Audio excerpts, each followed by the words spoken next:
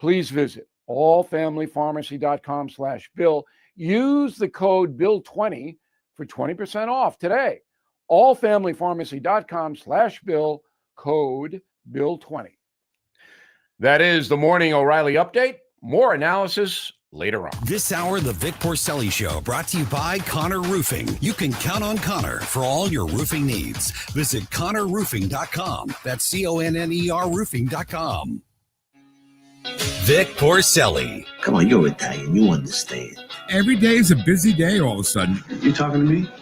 You talking to me? Tough and smart, and I love Italian, so, he's definitely Italian. At least I have this show to come and talk about it and let some stuff up. What kind of a show are you guys putting on here today? The Vic Porcelli Show. Good morning, Friday, Freedom Fighters. Hiya, Kenny. Hey, Vic. I left here yesterday. I did the Chin Jones, Chris Arps show yesterday. Yeah, sounded great, man. Thank you. Went home, and all hell broke loose. And we're going to get to a very special presentation of the Pledge of Allegiance. Tomorrow's Flag Day. So if you've listened to the show for a couple of years, I think you know what's coming up. Right. It's Friday. Larry Connors at 9:25, Jay Ashcroft, Miller Time, all that fun stuff. But right now in Israel is our very own Chris Arps. Chris, how the heck are you, man? You okay? I am fine, man. You know how weird it is hearing you guys say good morning when it's 5 o'clock in the afternoon over here? Yeah, really. Well, I mean, we can rig the game for you if you want. There you go. No, we're here. Of course, the world heard about the attacks on in Iran by Israel. Last night, about 3:30 in the morning, we got an alert on our phones saying that we should head to the bomb shelter, which is here in the hotel. It's about 50 feet down the hallway from our room. They tell us that when you hear the air sirens, you got about a minute and a half before there is impact. You guys would have laughed at us because we're Americans. We're not used to anything like this. We heard the alarm at 3 o'clock in the morning. Becky and I probably took 5 minutes to try to rush and put our clothes on and get to the bomb shelter. It was a pathetic sight. But boy, I'll tell you, it's telling though that hotels in Israel come with a bomb shelter. Yeah. Right. That's crazy. Go ahead, Chris. Guys. Not only do the hotels come with bomb shelters. As we were taking tours in Tel Aviv, they have bomb shelters like right next to bus stops, where if you hear sirens or missiles are coming in, it's got this little concrete thing that you go inside and pray for the best. So imagine that, you guys. Now think about this. When we were younger, remember we grew up in grade school knowing about the air defense and all that stuff and where we need to go into a shelter because of the nuclear power play that was happening between us and Russia. But now they live that now. That's pretty interesting. But hiding under your desk when we were kids would have protected us from an atomic bomb. Well, you got to make sure you put your hands over your head. That totally protects you from atomic bomb. So I don't know, Chris. First of all, when I heard you guys were going to Israel, I want to be honest with you. I was like, why? Why are you going? And this is why. Look, you're Christian. Our audience is probably overwhelmingly Christian. When you get a chance to take a trip to Israel to see all of these holy sites, you've got to take it. You got to go on faith that God is going to protect you and watch over you. And I believe that. I can tell you, this is a war situation, and I really don't have any fear at all. Now, partly the reason for that is if you saw me right now, you would never know there's a conflict. It's about 85 degrees. It's sunny. There's no explosions going off, nothing. It's just a normal day. Earlier, there was a remain shelter in place kind of order for the people of Israel. That has been loosened. I'm here in the hotel doing the interview with you, but Becky is out with the tour group doing tours. Wow. It's crazy. I mean, because you were not expecting this, right? You always think, something can happen. But then you're like, okay, I'm going to die. Were you fearful? When were you fearful? I tell you, I was not fearful until Becky looked up before we were going. She looked up she went to the State Department website, and the State Department website encourages you not to travel here. They just say your buddy Vic did the same thing, but that's okay. Vic said it too, Chris. They say not to travel here, but we came. We have faith. We believe, and Israel is a country that's heavily fortified. We've got security guards with us on our tour. There's extra security here in the hotel. It's not uncommon when you're walking the streets of Israel to see people with submachine guns and Uzis carrying them around like they're guitars on your back. It's normal here. The people are used to it. Well, number one, the Iron Dome probably makes you feel a little bit better. And since October 7th, Chris, have they lightened it up with the second, our Second Amendment, having people be able to bear arms at all? No, you cannot in Israel. Wow. No, in Israel you can wait. This is what it is. You can have a pistol or a gun like that, but a civilian is not allowed to have a long gun. But that's their gun rules here. But everybody's in the military, right? You have to join the military. Yeah. So everybody's a military, so all of them have guns. Yeah, I think then they probably lightened it up because before October 7th, they couldn't bear any kind of arms, and they had them locked up in like shelters and stuff. Right. Yeah, our tour guide is an Israeli. He's in the Israeli reserves. He's a major. He's been in battle before. He's hardened. Him being our tour guide has really helped calm me even more because he's used to this. He kind of prepared us for this, at the beginning of the tour, that if sirens or these things happen, this is what you're supposed to do. But I feel good. I feel calm. Guys, my main concern is basically how are we going to get home next Wednesday, because the airport is closed. The Jordanian airport is closed. Usually they send you to Jordan or to Egypt to fly out of. Those airports are closed. So I'm just worried, are we going to leave Israel on next Wednesday? Wow. Well, Chris, I can't even imagine myself in that situation that you were in. I would have completely freaked out. I probably would have walked into a bullet somewhere just for pissing somebody off. But, when you're there to do what you were to do, didn't you get baptized or something like that? Oh, we got baptized in the Jordan River. We actually went into Jesus's tomb. It's a big elaborate thing that they have surrounding it. We were able to pray and touch the rock that was Golgotha, where Jesus and the two thieves were killed. I mean, if your faith was kind of lukewarm as a Christian, if you come over to Israel and you see all of the sights and views and all of the sites that are in the Bible and all of the mountains and the words and the towns, when you see them, up close and personal, it really means a lot to you. Some of the things that, if you go to my Facebook page, I've taken pictures, and I have put biblical verses on with the post to give it kind of a context. Like the other day, we saw Mount Carmel, and Mount Carmel is where Elijah killed the 405 prophets of Baal. To actually see that mountain instead of reading about it is just awesome. Yeah, Chris, as a Christian, being near Jesus's tomb, I mean, that had to be special. That had to be magical for you. It's just the thought that 2,000 years ago, Jesus came to this earth, walked this earth, and died for my sins. And we've all seen the Passion of the Christ. We saw what Jesus went through. No ordinary human being could have taken that and sat on that cross for 6 and 7 hours. The fact that somebody went to those lengths to save my soul, it moves you very deeply. All right, let's get back to military business here. I don't know if you guys have heard this over there, but Israel tricked the Iranian Air Force leaders into meeting before the strikes. Do you remember the blow up phone thing that they did? That Israel did? Yeah. That was brilliant. And now somehow they got all the Air Force leaders together in a meeting that wasn't scheduled, but it got them all in one place, and that's how they killed a lot of them. Are you guys getting that news there? No, that's the first that I've heard that. I did hear that Israel had a forward base, a drone base that was in Iran. Actually, I did hear that. And something else, I had an observation yesterday on this. I want to see what you guys think, because Israel really lulled Iran to sleep on this. Yesterday, we went to the Western Wall. And when you go to the Western Wall, the men go on one side, the women go on another side. You put your prayer into the wall, you pray on it. Becky was not able to put her prayer into the wall because the area was shut down, because the president of Argentina was in town visiting with Netanyahu. He had been in town since Sunday, and he left today. I think that the Israelis said Look, Iran will never believe that we're going to attack them with a foreign leader on their soil. So I think, and they did it yesterday on his last, he left today.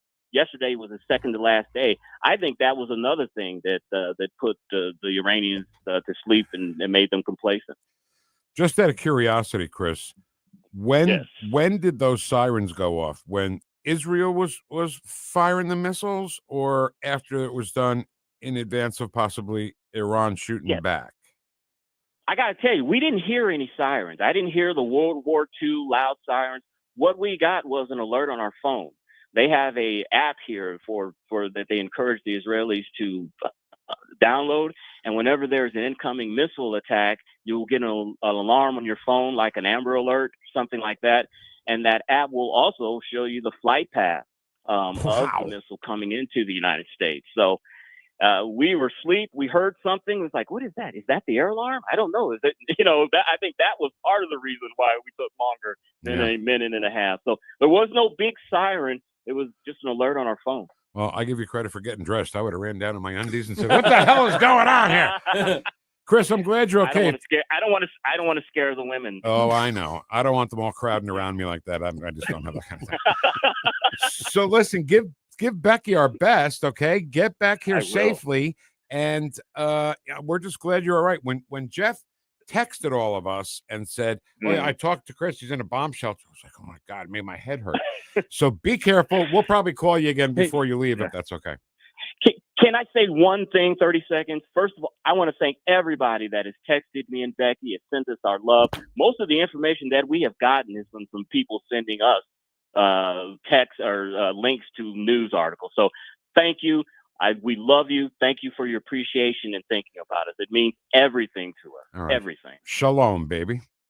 Shalom. All right. Hi, Chris. That's our very own Chris Arps from the Arps and Jones show, or Jones and Arps show. And I got to tell you guys, I would have been poopy in my pants, maybe. That was Mr. Connors is in the studio too with us, by the way. When they said they were going, Larry, I said, why? Why what? Why would you go? Yeah, he and I were talking about that before he did leave, and he was so excited. And he said, "I'm sure you've been there numerous times." I said, "Chris, I'm ashamed to admit I haven't. My church had planned numerous trips, but at the time I was on TV and I couldn't take that long off to go do it." I said, "But God bless you and watch over you and Becky." And then, of course, we turn around a few days later, and they're in the midst of it. All right. When we get back, we're going to have Mr. Connor's neighborhood. We'll have a little Israel history, violence lesson throughout the years. Israel. You got 30 centuries. Well, only from my time as I've been alive. Okay. So I can. Right now, though, today is our Flag Day presentation, because tomorrow is Flag Day. And every year on Flag Day, if you've been listening to this show, we always play the Red Skelton Pledge of Allegiance, where he stops and defines each and every word in our Pledge of Allegiance. Go, Ken. I remember a teacher that I had. Now, I went through the 7th grade. I went to the 7th grade. And I left home when I was 10 years old because I was hungry. And I used to, this is true. I work in the summer and I go to school in the winter. But I had this one teacher. He was the principal of the Harrison School in Vincennes, Indiana. To me, this was the greatest teacher, a real sage of my time, anyhow. He had such wisdom. And we were all reciting the Pledge of Allegiance one day. And he walked over, this little old teacher. Mr. Laswell was his name. Mr. Laswell. He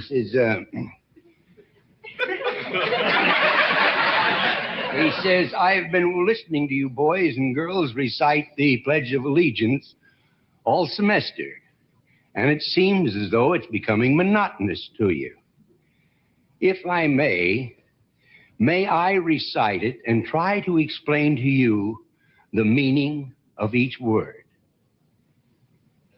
I, me, an individual, a committee of one, pledge, dedicate all of my worldly goods to give without self-pity.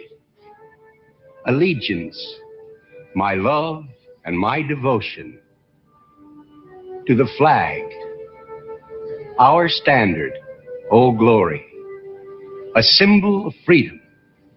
Wherever she waves, there's respect, because your loyalty has given her a dignity that shouts, freedom is everybody's job. united. That means that we have all come together.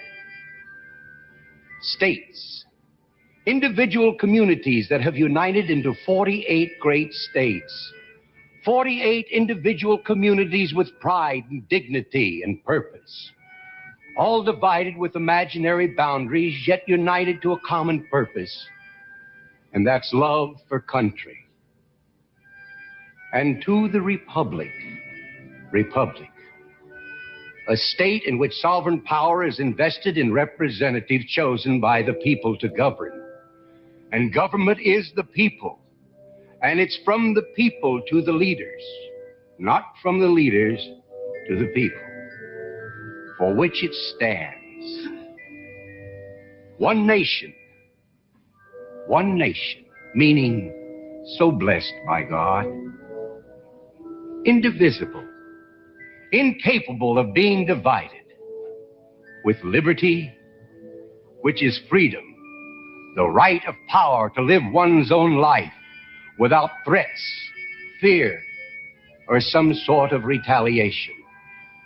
And justice, the principle or qualities of dealing fairly with others. For all, which means, boys and girls, it's as much your country as it is mine. And now, boys and girls, let me hear you recite the Pledge of Allegiance. I pledge allegiance to the flag of the United States of America and to the republic for which it stands, one nation, indivisible, with liberty and justice for all. Since I was a small boy, 2 states have been added to our country, and 2 words have been added to the Pledge of Allegiance: under God. Wouldn't it be a pity if someone said that is a prayer and that would be eliminated from schools too?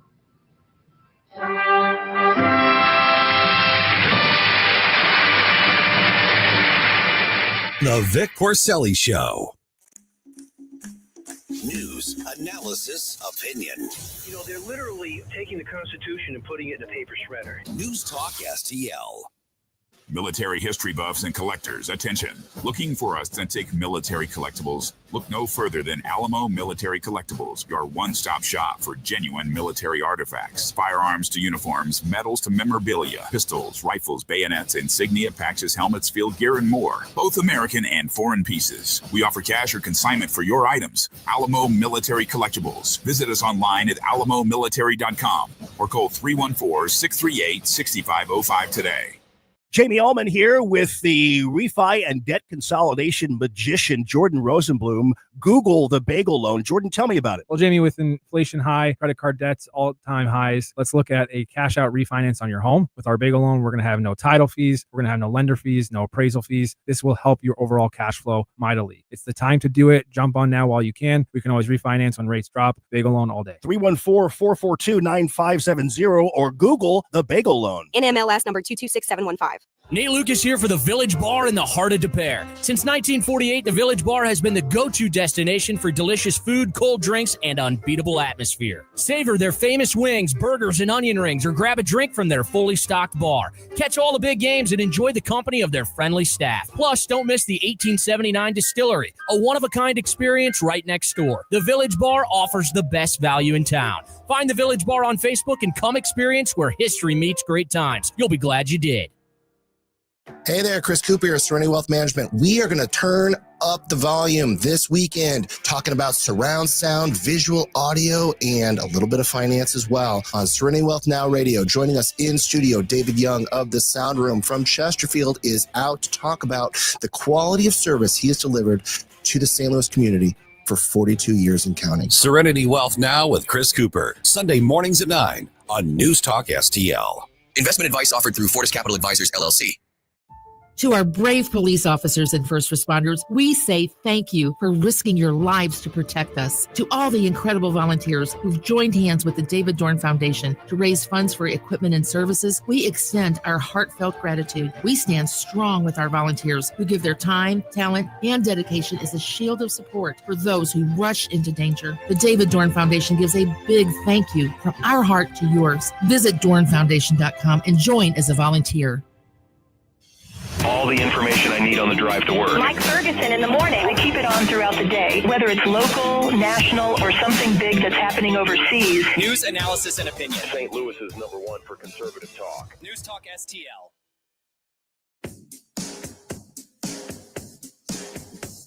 Whoosh.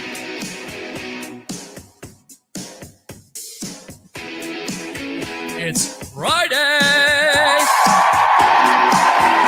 Talk lines are open now at 314-912-1019. The Vic Porcelli Show. Over here, dear. On Newstalk STL. All right, good morning. Welcome to it. 1019 and 94.1 Newstalk STL. I'm Vic Porcelli. That's the great Ken Williams. Let's get right into it with the great Larry Connors and stroll on in to Mr. Connors' neighborhood. Good morning, gentlemen. St. Louis, it's Mr. Connors' neighborhood. All right, Larry. I didn't know we were going to have to talk about so much today. So let's start at the most obvious. Israeli hits Iran pretty hard, killed a bunch of their leaders, tricked them into thinking there was a meeting. I love that. Don't you love that? Their strategy is amazing, isn't and it? You know the most frightened person right now in Iran? The guy that said, "You're up next." Right. Yeah. Yeah.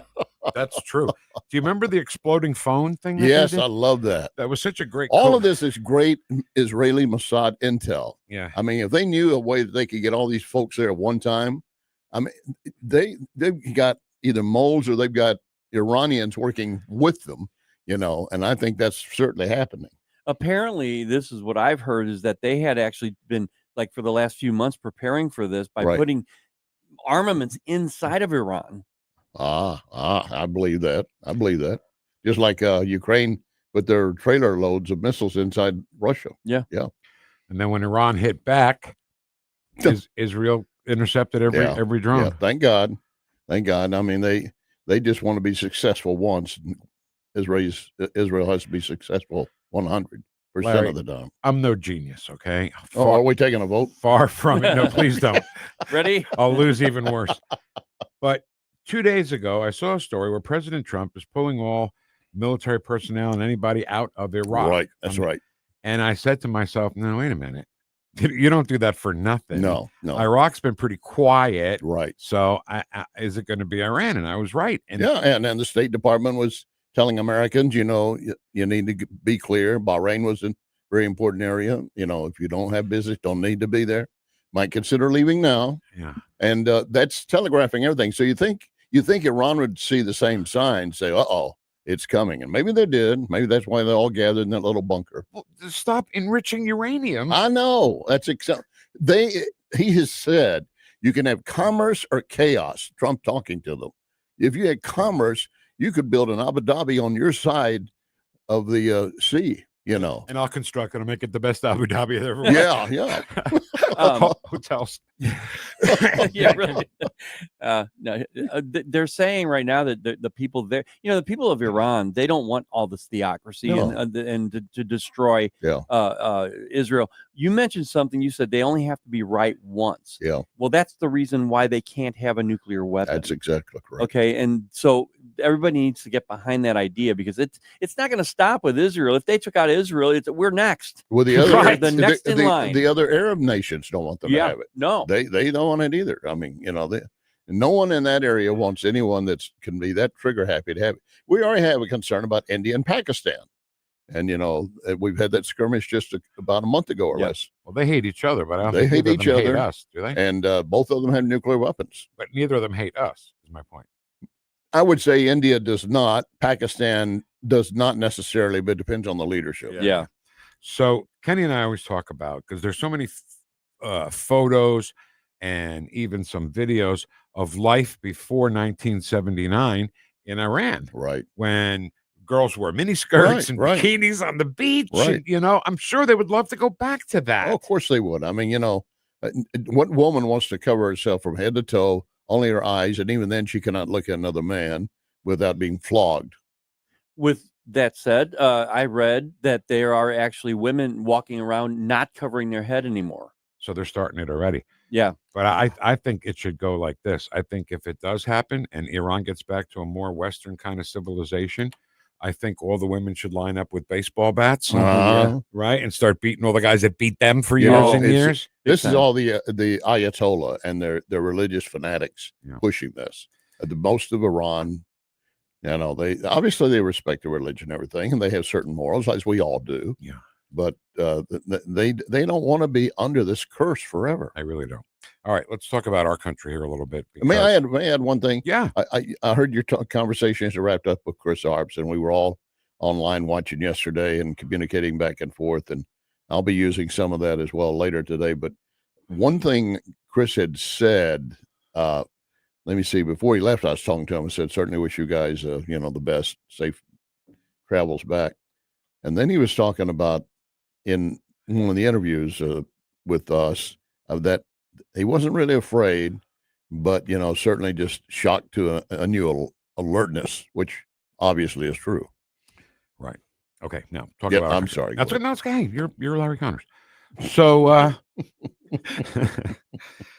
yesterday, Homeland Security Director, Secretary Kristi Noem is giving a Director of National Intel press conference, right?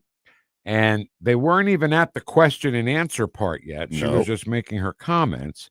And Senator Alex Padilla slams through the doors, starts shouting over her. Nobody knows who he is because he's not like, if it were Schiff or somebody, everybody would know who he was.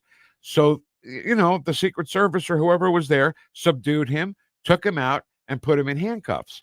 This was a trap, okay?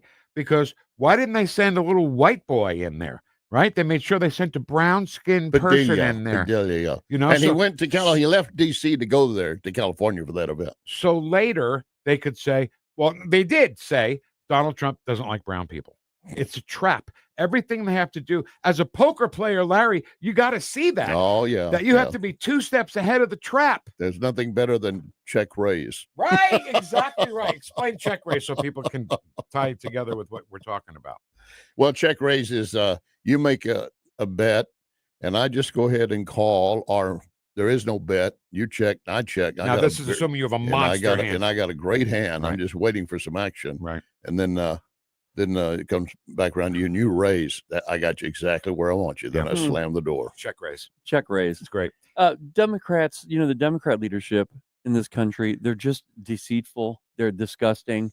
That's all. If they would put the energy that they put forth to be deceiving the American people, I know. To things that are constructive for the American people, we'd never win again. Well, it's a lot of energy they're putting towards hating us. A JFK would not exist in today's Democrat Party. No way. And I'm not sure Obama would at this point. But I love the fact that you do the Red Skelter thing. That time in that era, a lot of people are not aware we actually had that kind of unity in our nation. We had differences of color, religion, and yes, some racial strife, things of that nature, but we were united as a country. Unfortunately, at one point we had to have a Pearl Harbor bring us together. Then we had a 9/11, and it just fades away. Everybody forgets, it goes back to their territorial tribe. At the end of that, he says, since I was a small boy, 2 states have joined the Union, and 2 words have been added to the Pledge of Allegiance. The words, of course, are under God. But so the 2 states were Alaska and Hawaii. Do an experiment for me over this weekend, you guys, and report back to me on Monday. Ask a kid, maybe somebody younger than us, and say, hey, how many states were there when you were born? They don't even know. I don't know how many would know how many states we have now. Well, that's another point. Well, Obama didn't. Well, he knew the Muslim states, 57, right? He did, right, 57. When I had to say as a Texan, when they added Alaska, we did not count that as a state. That's just a big chunk of ice for our drinks. But you see what I'm saying? Yeah. I mean, you talked about the unity of that time. Yeah. Now there's like not just no unity, but people don't even know how many states there were when they were born. Let me tell you right now, the answer is either 48 or 50. There's only two answers. Right. There's another part in there. The acquisition or trying to work out a deal with Greenland. If Obama had proposed that, they would have jumped all over it. Absolutely. And Greenland is essential to our security down the road. But because Trump proposed it, got to be bad. But do you think that he gave up on that? I don't know that he has. I mean, he floats a lot of trial balloons to see which one gets to altitude first, I believe. And we can't outthink him, Kev. I know you'd love to outthink Donald Trump, but you can't. I can't either. And neither can Larry. Yeah. So one more thing about Yes, Israel. My whole lifetime, all I've seen is bad things happen to Israel, starting with the 1972 Olympics in Munich, right? Yeah. The entire Olympic team slaughtered, right? And then things happen throughout the years. And then October 7th happened, you know. I just would never want to be there because of that. Yes, I'm a wimp. I'm not an Israeli patriot. I'm an American patriot. But that's why I wouldn't go, because they've been getting attacked since I was a baby. And you know what? You don't even need to worry about going to Israel. If you're anywhere in that area, if you're on an American airliner, you know, and they decide that, you know, it's filled with Americans, I mean, you don't need to be going to Israel to be a threat right now. Not with these proxy groups out there. And you never realize how precious it is to be an American until you're in that situation. Yes. My band was playing in Las Cruces, New Mexico, and the ownership of the club said, we're going to go on over to Juarez and we're going to walk across and have some fun. Yeah. Wow. You know, but when we got to the gate, the guy said, listen, seriously, they're having a little feud here. So if they might close down this border and you might be stuck here for a couple of weeks. Yeah. That feeling that comes over you as being an American and not being in control of that, it's very, very unsettling. That reminds me of one other thing Chris had said in his communications yesterday. He was there was a Muslim man selling goods and so forth, and he asked Chris, "Where are you from?" And I don't know if he expected maybe Chicago, Dallas, but you know, Chris, USA. He said the Muslim man just looked at him with disgust and turned away. Wow. He thought he was going to get some African nation, you know? Right. Yeah, exactly. Yeah. Exactly. And that's not a racial reference to Chris. Chris is black, everybody, okay? And by the way, he's very black. Yeah. All right. So Larry Connors, USA, and what's coming up on the commentaries? I've got a commentary today that a lot of folks would not like, but I call balls and strikes. Bob Costas is called off base. He's joined the left so deep now that he just reiterates. He's a great sportscaster, legendary, but now he's being used by the left to foment more chaos. I don't know what happened to him. I just don't know. I'll have that story for you. Can I just say one more quick? Yes, sir. Before all that, when we didn't know what Bob Costas was, I had a couple of times I got to talk to him. One was when Marion Jones in the Olympics had her medal stripped because she had performance enhancing drugs, and then that brought us up to Jim Thorpe, who I always talk about, in 1912. Played one summer of semi-pro baseball, and they took his medals away. And Bob Costas told me that when King Olaf had his sword on Jim Thorpe's shoulder, he said, "You, sir, are the greatest athlete in the world." And Jim Thorpe said, "Thanks, King." There's some other great Costas stories. Yeah, it is. I mean, he's a likable guy. I've known him for many years. I wouldn't say we're close friends. I haven't socialized for years, but I just hate to see somebody go down that road Just stay in your lane. blindly. Well, that's exactly what I point out. You know, that he's entitled to what he thinks, but they don't have any facts to back up anything they've shoved at you. That's the issue. 12:03-3:30, and of course, Larry Connors, USA, 6 to 8 tonight. Thanks, buddy. Thank you, guys. All right, that's the great Larry Connors. Mr. Connors' Neighborhood on the Vic Porcelli Show. So, Ken. Yeah, Vic. All these protests are planned in St. Louis for the weekend. Let's talk to former Secretary of State Jay Ashcroft, see if he remembers anything about protest rules and stuff like that. Yeah. I wouldn't. If I was retired from it, I'd be like, I don't know what you're He's talking still about. in it. Let's talk about fishing. He's so still in it right now. All right, that's next on 101.9 and 94.1 News Talk STL. Welcome home.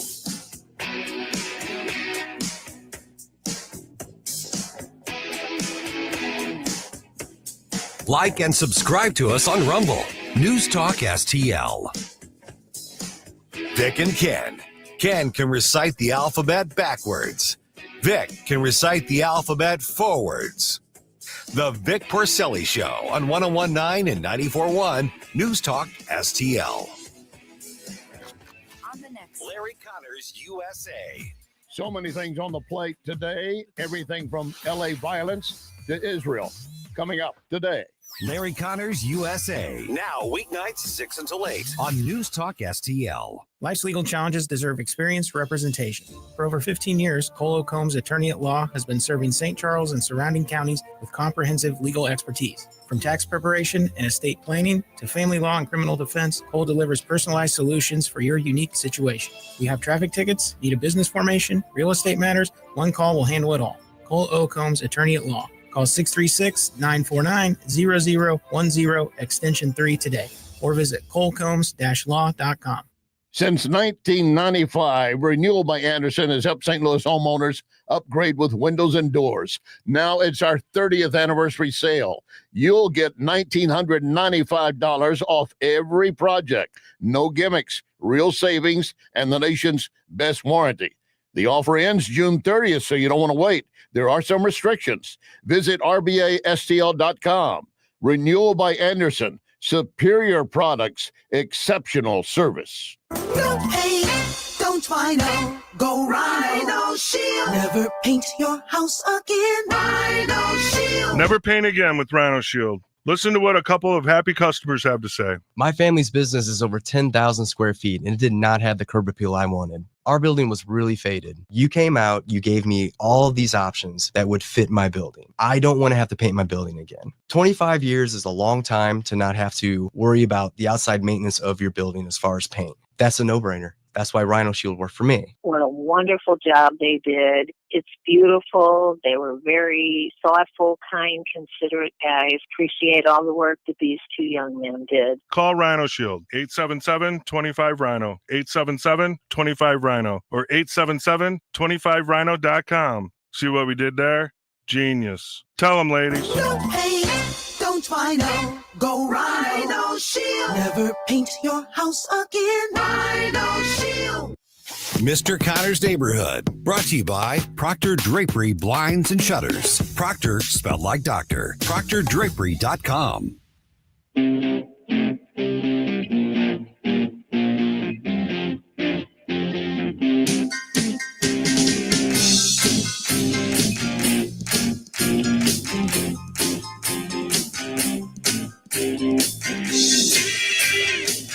Talk lines are open now at 314-912-1019. The Vic Porcelli Show.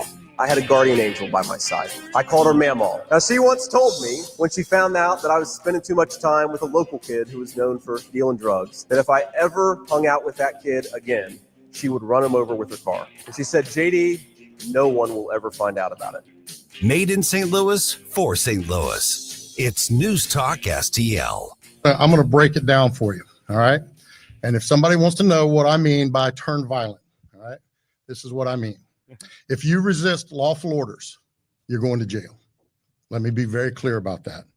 If you block an intersection or a roadway in Brevard County, you are going to jail.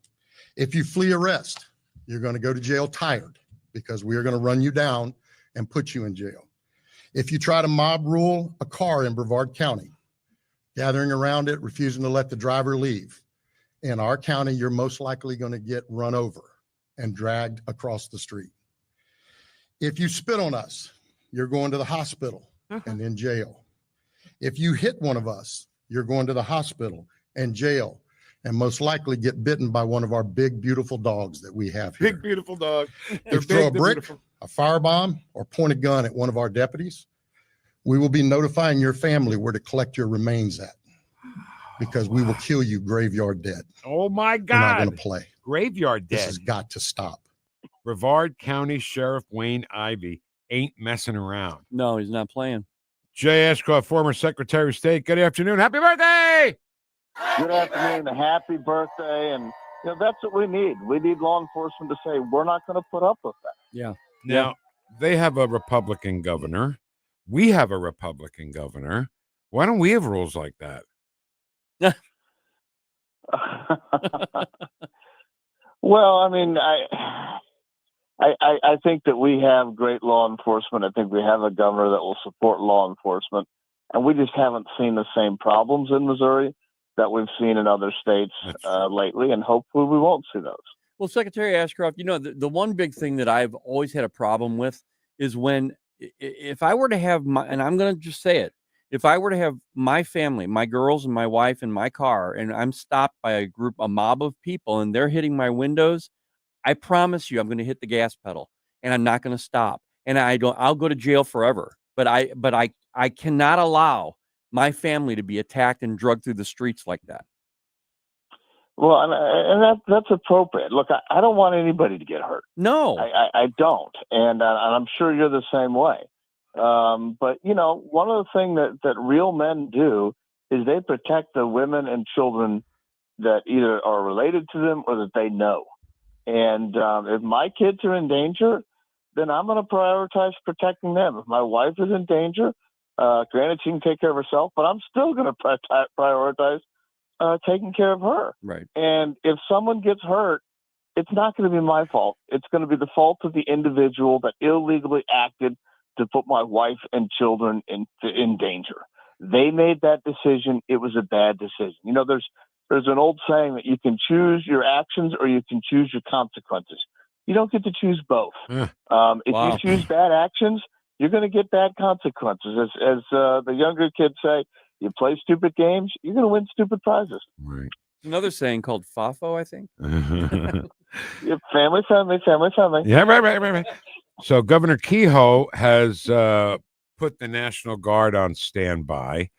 And if he has to use the National Guard, are we gonna see video like we're seeing in California here in St. Louis? I don't think we will, although St. Louis has at times tried to imitate California in ways that are inappropriate. But here's the biggest difference. In California, President Trump had to mobilize the National Guard against the will of the governor. Here in Missouri, we have a governor that says, I'm not going to let that happen. We haven't had problems yet with this, but they could happen. So he is mobilizing the National Guard, so we're ready. A lot of times, timing matters. If you have the people ready, if you have the security ready, it stops the problem from occurring in the first case. And that's what our governor's doing. Attorney General Bailey was on this morning, and I got to tell you, he was fired up. I mean, he was raising his voice. He was mad.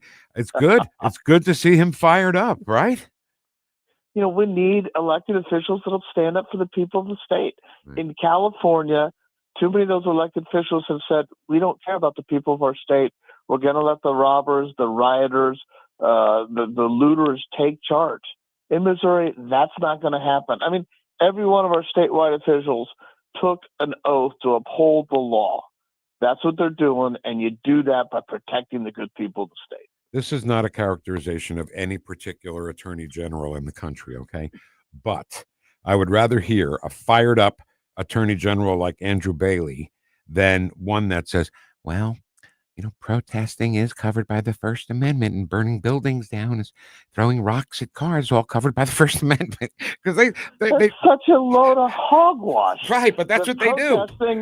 Walking around with signs may be protected by the First Amendment, but attacking people, trying to kill people, looting, burning cars is not protected by the First Amendment.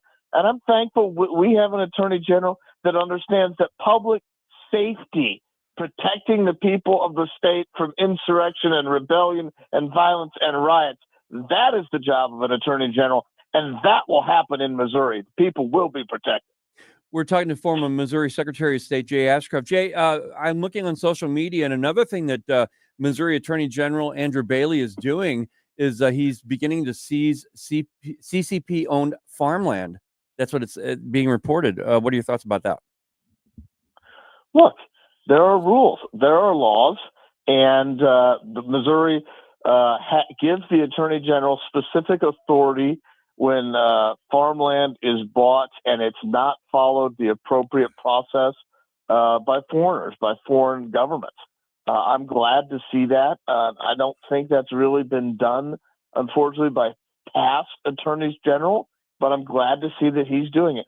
We need to put lawbreakers on notice, be they violent rioters, be they enemy foreign governments that wish to do us harm.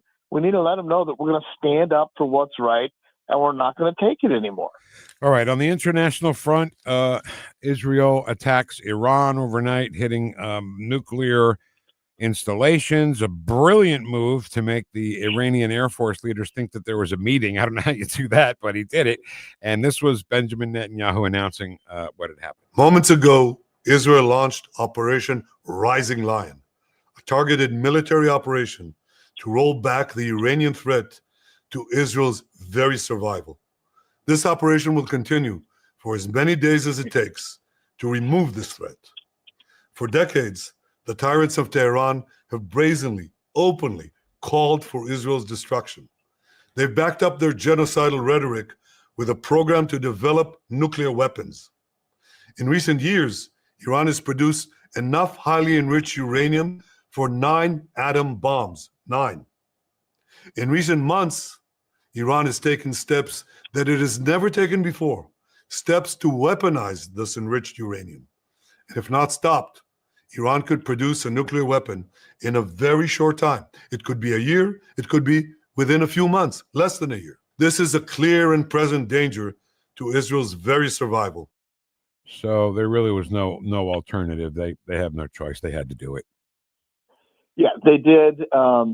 And I think that Prime Minister Netanyahu is underselling a little bit where Iran was. I think Iran was days away from having a nuclear device. Wow. They clearly already had radiological material that they could have used in a radiological device. Wow. What gets me is, I think for the last week, maybe the last month, what we've seen is the United States in cooperation with Israel setting up the narrative that Israel wasn't going to attack, that the United States was against it, that the United States wanted to find a negotiated peace.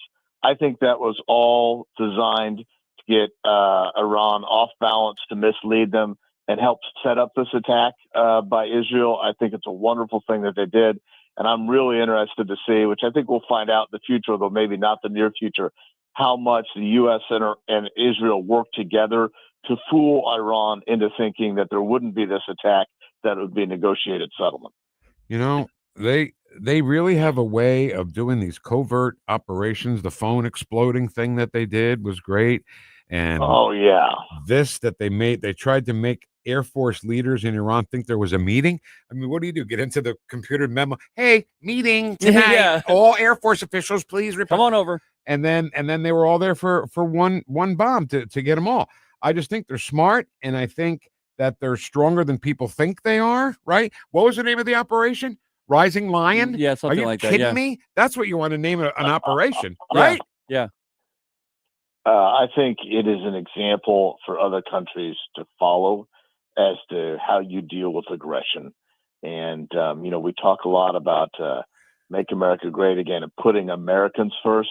This was Israel saying, we're going to put our citizens first. Yep.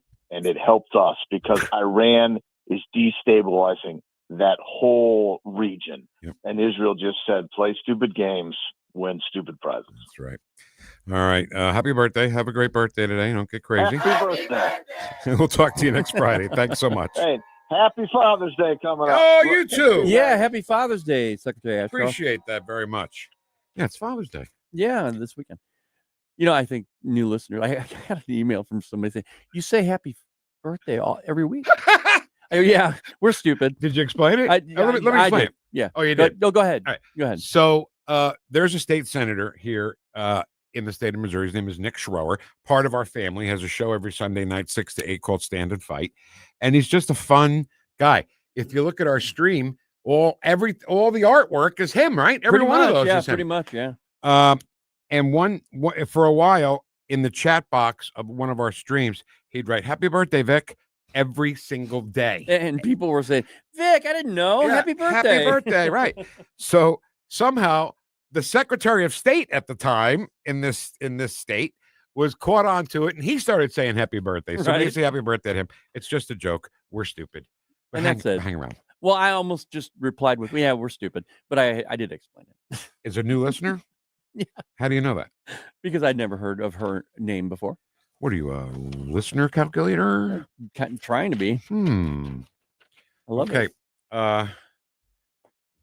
So it's Friday, and this Father's Day, I am going to request, and I hope I get, a nice big portion of aglio olio. Aglio olio. Nice. Okay. Perfect. All right. Aglio's the garlic. Aglio olio is the oil. Olio. And alich, anchovies. Anchovies is the secret sauce that makes it so good. Literally a secret sauce. Okay. So you're lobbying for your wife to do this? Yeah, she's not listening. Oh, she hates the show. She hates me. Huh. No, I'm just kidding. She likes the show. She's very nice. But I do have to lobby though, because she doesn't eat it. She hates it. So really? Yeah. So you get it all to yourself? Yes. Oh, that's part. Well, that's part of it. And then whatever I don't use, I save in a little Tupperware. Okay. Marked Vic's only. Vic's only. Yeah. Right. Yep. Vic only. All right. Lots to do here on this Friday besides bitch about what I'm going to eat this weekend. But it is Friday. It is It's indeed Friday. Friday! Thank you, Mr. Speaker. And I should say, it's Friday the 13th. Is it? Yes. Oh my God, it is. Are you superstitious? Nope. Ken? Now when it comes to the 13th, now that I've said that now, see, I have an old Irish mother. I had one, and she's gone now. God love her, but she was very superstitious. So some of that rubbed off on me. I will bet you were athletically superstitious. Big time. Right? As a baseball player, absolutely. If you won with the pair of socks, you wear those socks till you lost? Not so much that. You're killing me, Alice! Yeah. All right. Let's listen to some news. We'll come back. We'll get an update on the Iran-Israeli thing coming up on 101.9 and 94.1 News Talk STL. Number one for live and local conservative talk. Whoosh. This is Katie McKinney, founder and head of school for Lafayette Academy in Lake St. Louis. Recently, we had a new second grader come to Lafayette Academy who claimed he was stupid and hated reading. Within months of using our world-class literacy program, he was reading Harry Potter and loving it. He had just not been given the right tools. We invite you to our open house Wednesday, June 25th from 5 till 7 and hear from our current families and learn more about our dedicated teachers and world-class curriculum. To learn more, go to LafayetteAcademy.org. That's LafayetteAcademy.org. Hi, Kirk Hilsinger here, and I'm the new chairman of the St. Louis Republican Central Committee. I invite you to our meetings that take place the first Thursday of every month at 3710 Hampton Avenue. You can stay connected with us to learn more about how you can get involved, make your voice heard, and contribute to our shared goals. Together, we can make a difference in the city of St. Louis and the state of Missouri. For more info, visit our new website at stl-gop.com. That's stl-gop.com. Paid for by St. Louis City Republican PAC. Curtis Farber, Treasurer. Tony Colombo here for Gutter Pros, your all-in-one gutter service team that brings years of experience and quality that's affordable right to your doorstep. We discovered Gutter Pros a few years ago when we bought our home and inherited a gutter issue that was on the road to becoming a potentially big problem, but thanks to Gutter Pros was stopped before causing any major damage. They've also repaired the siding on our home because along with gutter repair, gutter installation, and leaf protection, the Gutter Pros are also the best for siding repair and installation. Learn about all the ways Gutter Pros can help your home at gutterpros.com.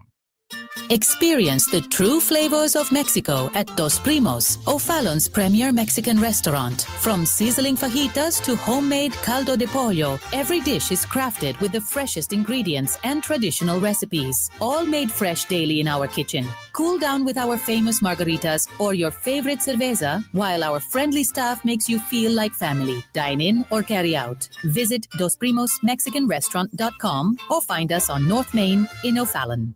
KLGY HD3 Clayton, K270BW Bellefonte, KNBS Bowling Green. This is News Talk STL at 101.9, 94.1, and always streaming at NewstalkSTL.com. News this hour from townhall.com. I'm Rich Thomason. The U.S. is rearranging its military assets in the Middle East in response to Israel's aerial assaults on Iran. We targeted Iran's main enrichment facility in Natanz. We targeted Iran's leading nuclear scientists working on the Iranian bomb.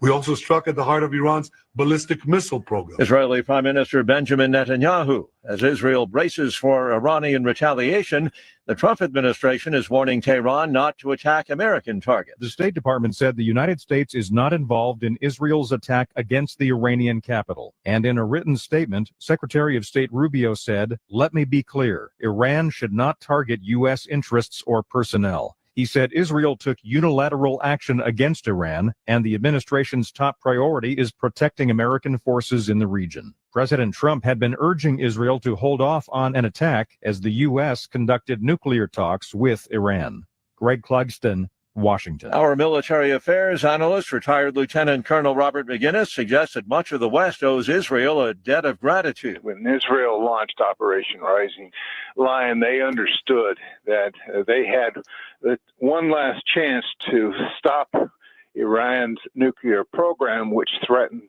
not only existentially the Israelis, but arguably Western Europe and even the United States. Iran has launched more than 100 drones at Israel. Investigators are closer to determining the cause of the deadly jetliner crash in northwest India. Crews searching through the debris at the scene have recovered the plane's digital flight data recorder, or black box. On Wall Street, stocks sharply lower this morning. The Dow is down 655 points. The Nasdaq off 220 points. More on these stories at townhall.com.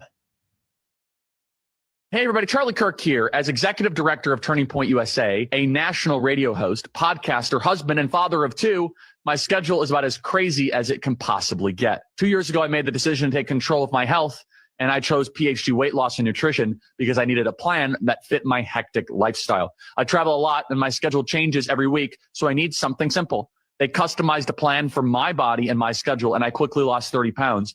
Now I have the energy and focus to get through my busy day. PhD will help you too. They won't let you fail. Just give them a call, schedule your weight loss consultation, and see if their program is right for you. Call 855-696-2020. That's 855-696-2020. The first 11 callers who mention the word healthy will get 2 weeks added to their weight loss package. Call 855-696-2020 and mention the word healthy, or visit them at myphdweightloss.com. That is myphdweightloss.com. It worked for me, and it can work for you. myphdweightloss.com.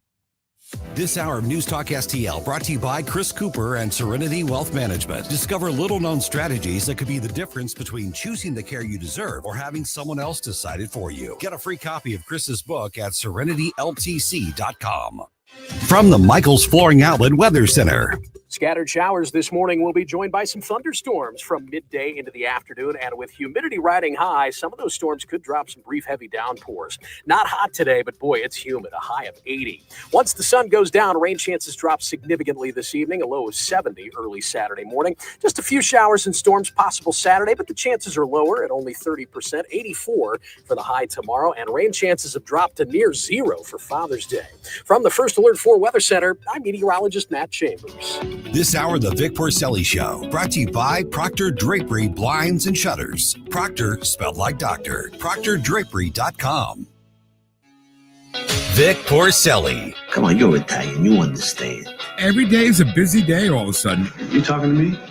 You talking to me? Tough and smart, and I love Italian, so, he's definitely Italian. At least I have this show to come and talk about it and let some stuff up. What kind of a show are you guys putting on here today? The Vic Porcelli Show. All right. Hour number 2 ready to go. This work week did not fly by for me. No, you had a pretty long work week, actually. Yeah. Because I did Tim and Chris's show yesterday and Tuesday. Ken said he was going to join me yesterday. He stiffed me. That was great. I had a really important thing I had to do. Didn't just say that when you leave. You did not. You said, I'll see you later. No, I said I'll try. I'm kidding. Anyway, try. Doing those 2 shows made my week longer because when you go on vacation, right? If you're busy, right, got the kids on all the rides and going to see all the stuff, it seems like you're on vacation for a month, doesn't it? Right, yeah. But when you just lay around and do nothing, the week goes by like that. Yeah. So that didn't happen to me. It was a long week for me.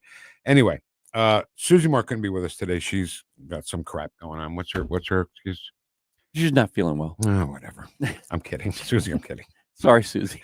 Don't Susie, I hope Thoughts and prayers, Susie. Thoughts and prayers. Hope you feel better. Absolutely. So, a couple of things we're going to listen to here, and I want to say before we hear anything. Sorry, when I see a headline come up, I got to read it to see if anything's going on. Right. Let's not forget our buddy Chris Arps is in Israel right now. Exactly right. Was in a bomb shelter overnight. Well, and people know that they're going to hear it here first, and we need to make sure we're up to date, up to speed. That's right. But Elise Stefanik, she was a representative, U.S. representative. Well, and people. What'd you say? Nothing. You have something? Nope. Oh. What, you were going to thundersteel right there? Is that what it was? Yeah, that's what it was. Okay. So she was a U.S. House representative, and then President Trump gave her the job of being the ambassador to the UN, I believe. And whenever that happens, you're like, oh, we lost another Republican, you know. So Donald Trump brought her back, and that's where we need her. Yeah. We need her in the House, on committees, asking governors questions like she did this time to Kathy Hochul. So let's talk about Sebastian Zepeda Khalil. Do you know who that is? I don't have the specific details at my disposal, no. Well, this is an illegal migrant in New York because of your sanctuary state policies. Do you know what crime he committed? I'm not familiar at this moment. I bet you're going to be familiar when I remind you. He found a sleeping woman on the subway, lit her on fire, and burned her alive. This is in Kathy Hochul's New York. And as I'm sure you are aware, and I'll remind you, that ICE issued an order to detain this violent criminal, but that was rejected by New York officials due to sanctuary state laws. Wow. Now, I just want to say this, these crimes are horrific. because of condemn your And I would sanctuary say state policies. In all of these cases, we would work with ICE to remove You did them. not in this case. They are They need walking our on the assistance. streets because of your policies and your executive order that you signed 3 times. She was not about to let her filibuster at all. Is this the one in the oversight committee? Is this the oversight Yeah, this committee? is all of these clips we're going to play are from that. So Kathy Hochul, governor of New York, Jay Fatty there in Chicago, Governor Fatty, and Tim Walz was the other governor, right? Right. So if you're the governor of a state, I get it. You got a lot of stuff going on.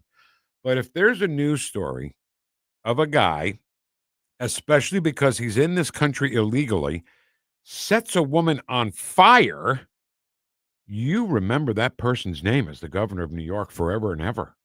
Yeah, the stuff we're hearing right now is just a small portion of what she was revealing to Hochul.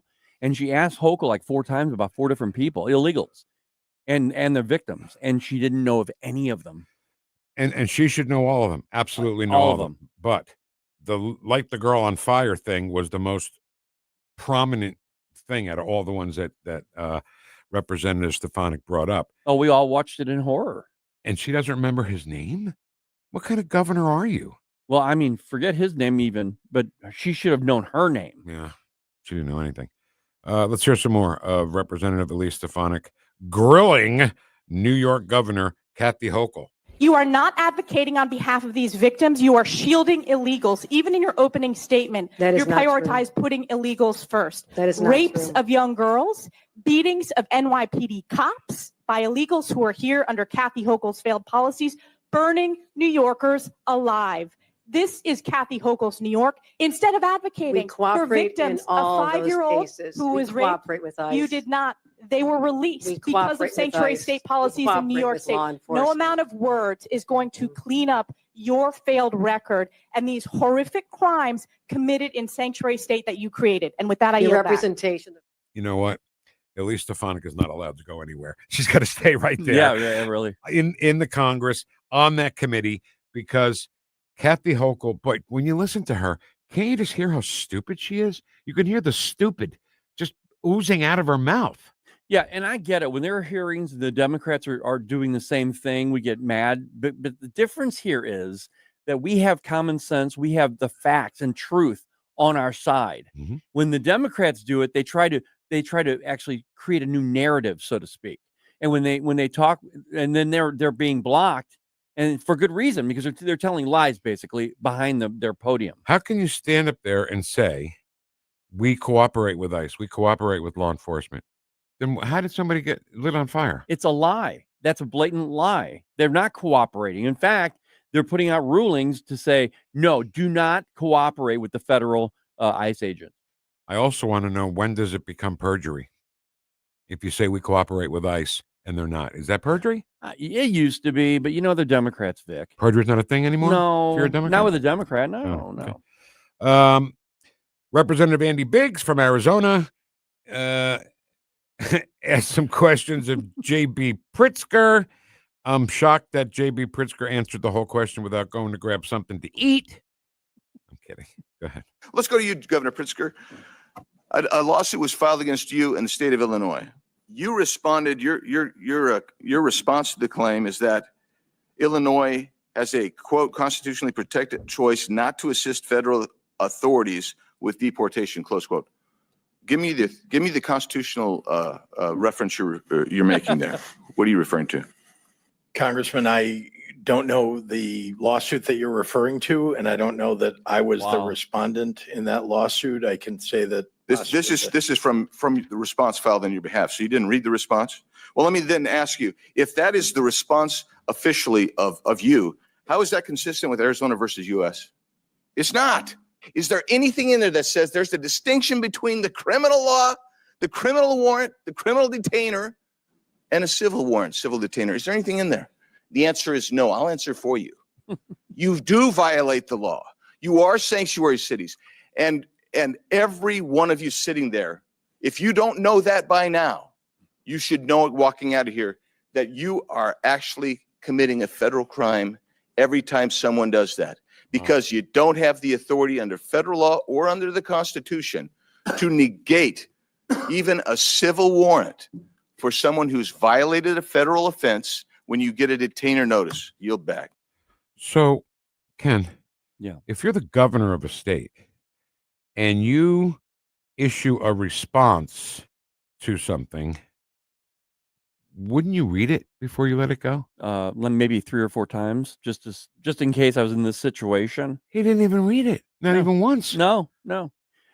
I personally believe that there should never be a mechanism or a status of sanctuary state or city in this country. To me, it's saying, screw you, federal government. We're going to do whatever we want because we're Democrats. Again, we go back to that. Sanctuary means we're going to break the law, whether you like it or not. And I think it's time that we got rid of this. And the real sad part about what you just said, Ken, is sanctuary used to mean something. Yeah, it did, but it wasn't meant for Americans. In the French Revolution, they went into a church for sanctuary. Yes. And they couldn't be touched because they were in the church, but they were really, truly in need of sanctuary. Well, yeah. Well, think about the what do they call it? It was the where blacks were funneled away from the South to the North to keep them away from slavery, and that was the Union Army, and those were people sympathetic to the abolitionists. Okay, so when that happened, that was also a sanctuary situation. No doubt. Yeah, no doubt. So, also, I have a question. This is not just for this specific piece of audio we heard, but anytime you see a Democrat testifying in front of a committee, the lack of preparedness, is that a mistake or is that on purpose? That's a great question, man. Because over the last 4 years, how many times was it a person from the Democrat Party or on the left? How many times did they actually come prepared and know the information? In fact, none that I can remember. And actually, some of the people on the left would claim, what do they call it? Claim the fifth? Yeah. Yeah. Just so they wouldn't have to answer. And you don't see that a lot with the Republicans because they know that if they do anything wrong like that, they'll get arrested and they get put in jail and all that good stuff. It's just so crazy how witness after witness, whether they're a governor or whether they work for an agency or whether they're science, yeah, they never seem to be prepared and they never seem to have an answer because you're right. They're kind of in a roundabout way using the Fifth Amendment, aren't they? Right. I don't know. Fifth Amendment.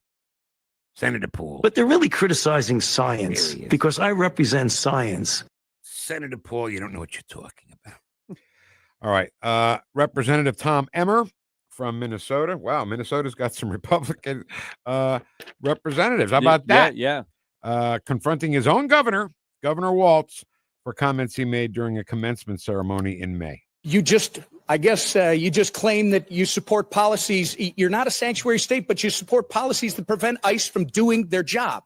Congressman, Isn't that right? That is incorrect, Congressman. We follow the same laws when Well, you were in the Minnesota sir, House. The law sir, has not changed. If sir. you'll allow me, I've got limited time. Well, that's what you tweeted, by the way, sir. And on May 23rd, 2018, you tweeted, quote, I support policies that keep law enforcement from enforcing federal laws, close quote. Oh. On May 17th, just this spring at the University of Minnesota Law School's commencement ceremony, you said, quote, Donald Trump's modern day Gestapo is scooping folks up off the streets. When you said the words modern day Gestapo, you were referring to ICE agents. Gestapo, by the way, sir, was the official secret police of Hitler's Nazi Germany. So you're calling ICE agents modern day Nazis. You know, Ken, we can't be, I'll speak for myself, okay? I'm not going to pull anybody else into my own brain because that's dangerous for you. But there's got to be a time when you sit down and you watch a documentary about the death camps, about Auschwitz, about Bergenwald, all of them, and the Third Reich, and the Jews that were murdered. And by the way, before they were murdered, they were tortured, you know? That's what the Gestapo did. Do not, I mean, stop it right now, comparing anything that's going on in America to anything that happened in Nazi Germany. Stop it right now. Well, they're irresponsible for one thing. We're coming into this King's protest, not a King's protest or something like that. They're calling it No this king, weekend. No Kings, right. And it's going to happen across the country. And I'm not really concerned about that. I hope that no MAGA people are out there because they're just let them fall on their own. You don't need to help them. But the one thing that is happening, Vic, and I'm really concerned about this, these leaders, like, and quote unquote, in quotes, Tim Walz is a leader, okay? He's inflammatory.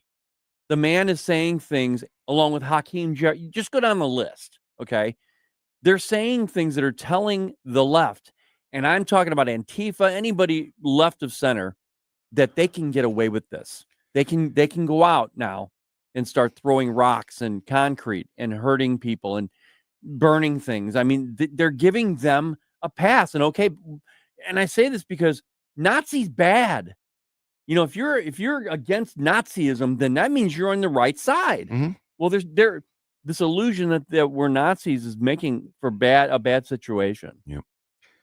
And you have to understand, I mean, have people not gone and watched anything? Do you have any idea how much stuff I've watched on this subject? Oh, I still don't consider myself an expert by every day I learn something new. No, but you've watched a lot of documentaries and true to life stories. And you know, the one thing that sticks with me all the time is they did whatever they wanted.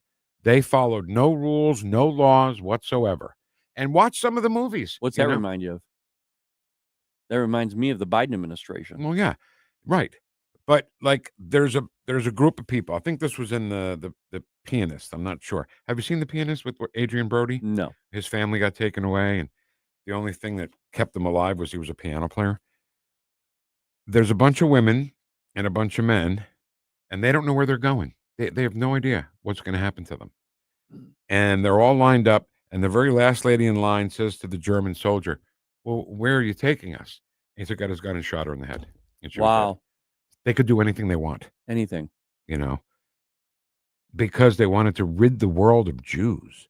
I mean, do not compare anything you're seeing right now at all to that. That was the worst of humanity. From 1939 to 1945, the worst of humanity. And when we say things here like Ed's Toy, we're not saying that they're Nazis, but what we are saying is what they're saying is the exact opposite of what's really happening. The truth. Okay, the truth. Exactly right. We don't initiate a narrative like that. We would never come out of nowhere and say, see, they're Nazis.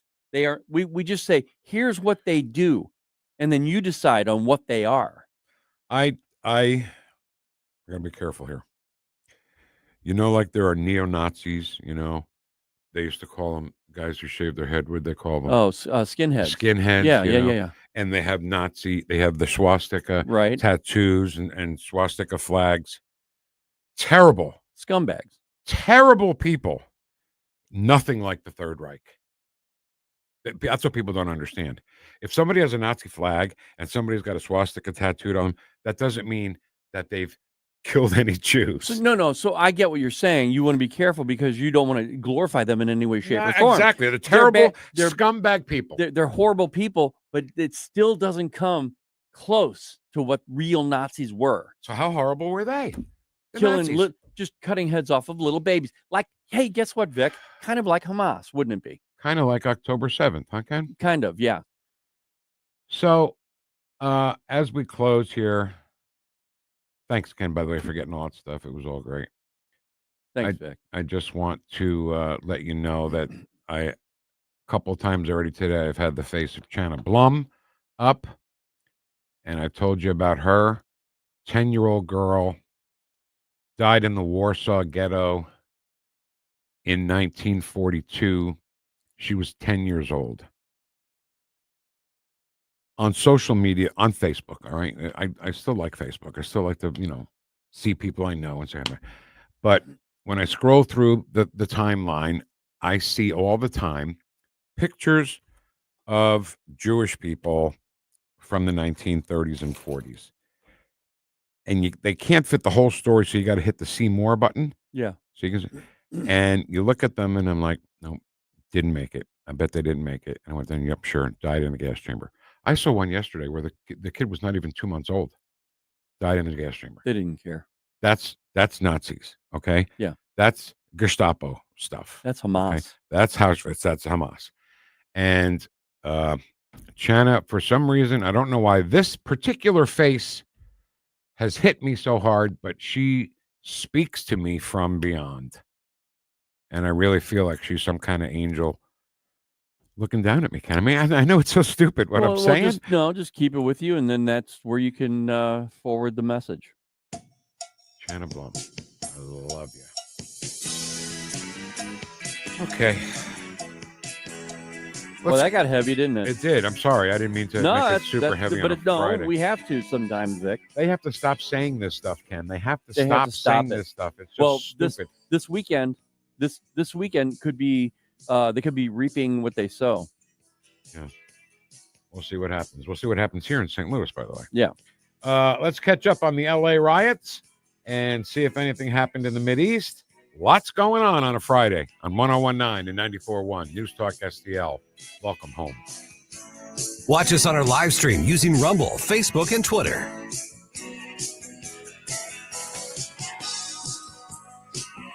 The Vic Porcelli Show. Be cool, honey bunny. Be cool. Made in St. Louis for St. Louis. It's News Talk STL.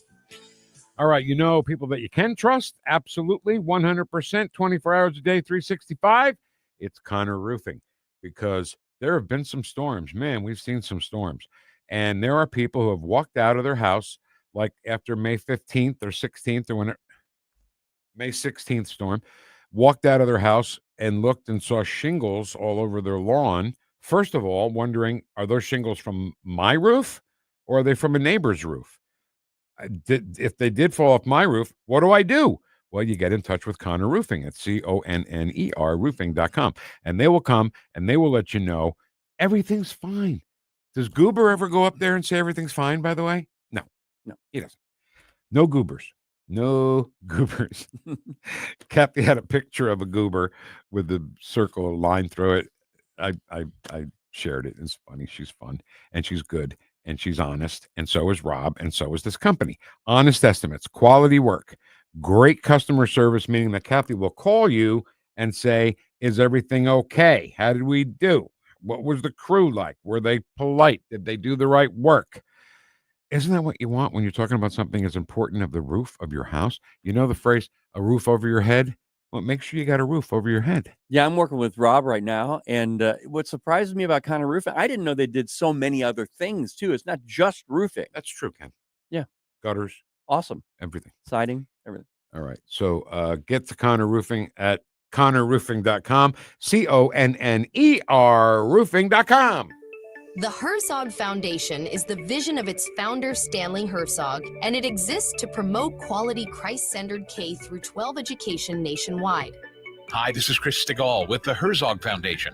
We offer a wide variety of resources relevant to today's families, including a free online publication called The Lion. The lion is one of God's most majestic creatures, symbolizing strength and courage. Named for its attributes, the Lion publication carries articles covering a wide range of topics facing American families and culture, especially related to the education of children. The Lion can be found online at readlion.com. That's READ lion.com. Sign up for The Lion at readlion.com and find dozens of must-read articles published every day. Visit readlion.com and subscribe for the weekly and daily digests so you never miss an article. Readlion.com. That's readlion.com. Springtime in St. Louis means one thing. That's right. Golf is back, baby. Sugar Creek Golf Course is located in High Ridge, just 10 minutes from 270 and Gravois. To book your tee time or to learn more about the special event and banquet facilities, simply visit sugarcreekgolfcourse.com. News Talk STL. Whether at home or at work, you're mobile. So when you're mobile, stay mobile. Keep St. Louis's home for conservative talk with you wherever you go. Download the News Talk STL app in the App Store or at newstalkstl.com.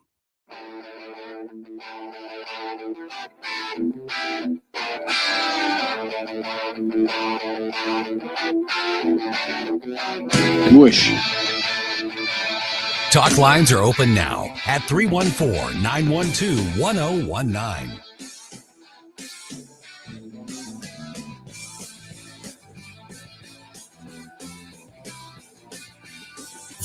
Vic and Ken. Vic brings the thunder.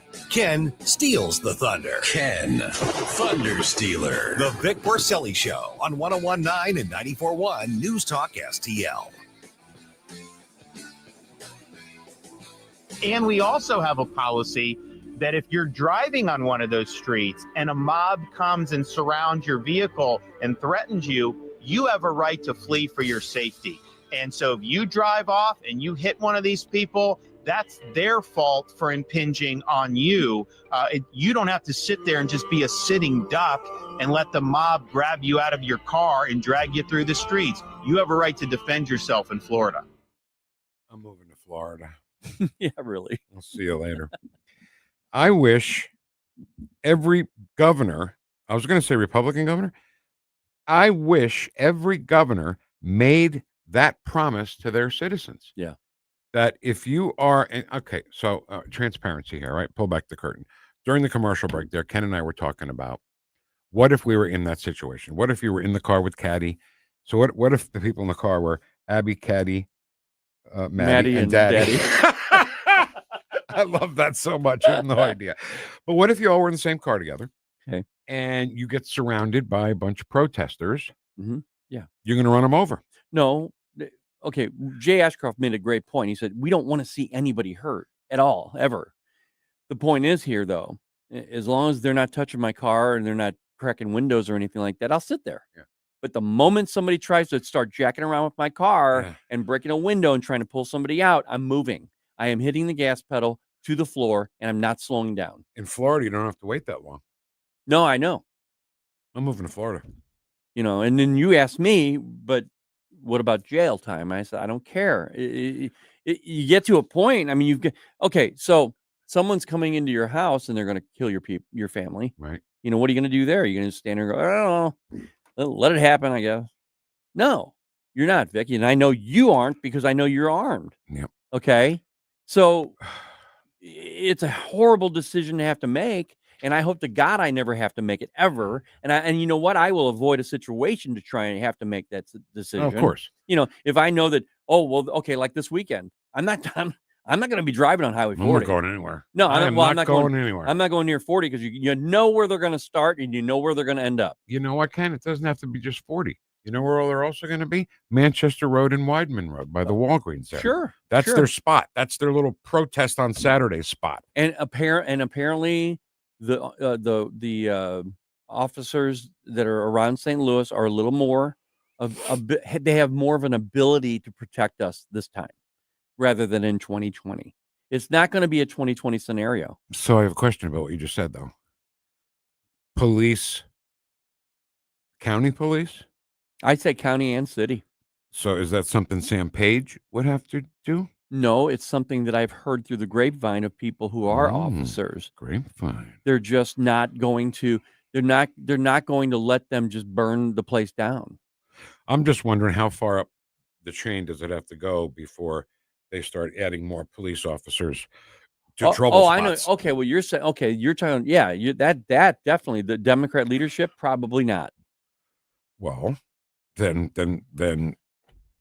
what? Well, then what happens? But then they're going to be responsible.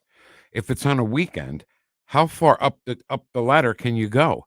If it's the county cops and it's Sam Page, who you know is not going to give a damn about the people in their cars and getting their cars, how quickly do you get an injunction or some sort of stay from a judge on a weekend to get police out there to protect? Well, then you know what we're going to do, Vic, as a reporting news source here. And even though we have opinion, we also are news. We will go out and we will investigate and find out who the hell made those decisions this time. And then they're going to hold their feet to the fire. We're going to get Mark Harder in here and say, Mark, what happened? Who did this? Yeah. You know, we need to find out this time. Last time they just basically walked away, Vic. I mean, remember 2020, the summer of love? That was not the summer of love. What happened here in the summer of love? They burned down a 7-Eleven. They burned down all kinds of buildings in the city. The captain was killed. Dorn. Yeah. That was that George Floyd or was that Michael Brown? I'm not sure. I you know, it all kind of. And I know, but you know, it was two completely different things. I think it was 2020. Let me look. And the reason why I say it's two different things is because George Floyd was not here. George Floyd was in Minneapolis. Regardless, everybody knows how Vic and Ken feel about that. But Michael Brown was killed in St. Louis. So yeah, because I think Ken, I'm not speaking for you, but did you mean instead of the 7-Eleven, did you happen to mean the Quick Trip on West Florissant? No, okay. There was a 7-Eleven downtown. Okay, because during Michael Brown, and I'll tell you this, my wife was a hospice nurse for about 4 or 5 years. She loved it. She was great at it. And she would drive into neighborhoods I wouldn't drive into during the day, and she'd drive in at night. And on that day, whatever that date was of the Michael Brown thing, I'm watching on TV and I'm looking at the Quick Trip on West Florissant on fire. And I'm sitting there pacing. You know, I already drank 18 cups of coffee, waiting for her to come home or call me and let me know she's okay.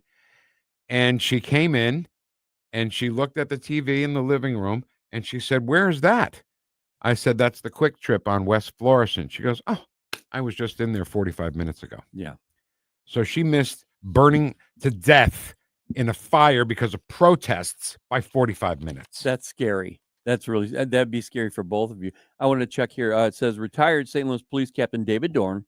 He died on June 2nd, 2020, after being fatally shot. He was responding to a burglary alarm at a pawn shop. If you remember, he was guarding during the unrest death of George Floyd. Yeah. And that was the summer of love 2020. Yeah. And I don't know if you remember, but even in Minneapolis, they're saying that Tim Walz, governor of Minnesota, he actually just walked away, said, just walk away from precinct 3. Just leave. And they burned it to the ground. Also, I forgot what I was going to say. I need some sort of Prevagen or Focus Factor or something. I think of a thought and that goes, do I have dementia? You think I have dementia? No, it's not really so much that, Vic. I think it's just the fact that it's Friday. And David Dorn. We watched David Dorn die. We watched him die. I know. I don't handle that very well at all. Right. And I tweeted at the time. They called it tweet. I tweeted every day, Ken, at least for a month. What about David Dorn to the Today Show? And they never answered me. They never said a word about David Dorn at all. a police captain killed by rioters, and they decided not to run with that at all. And I said, what about Captain David Dorn? How disgusting is that, Vic? They still do it. We're talking about 5 years ago, and they're still doing it every day.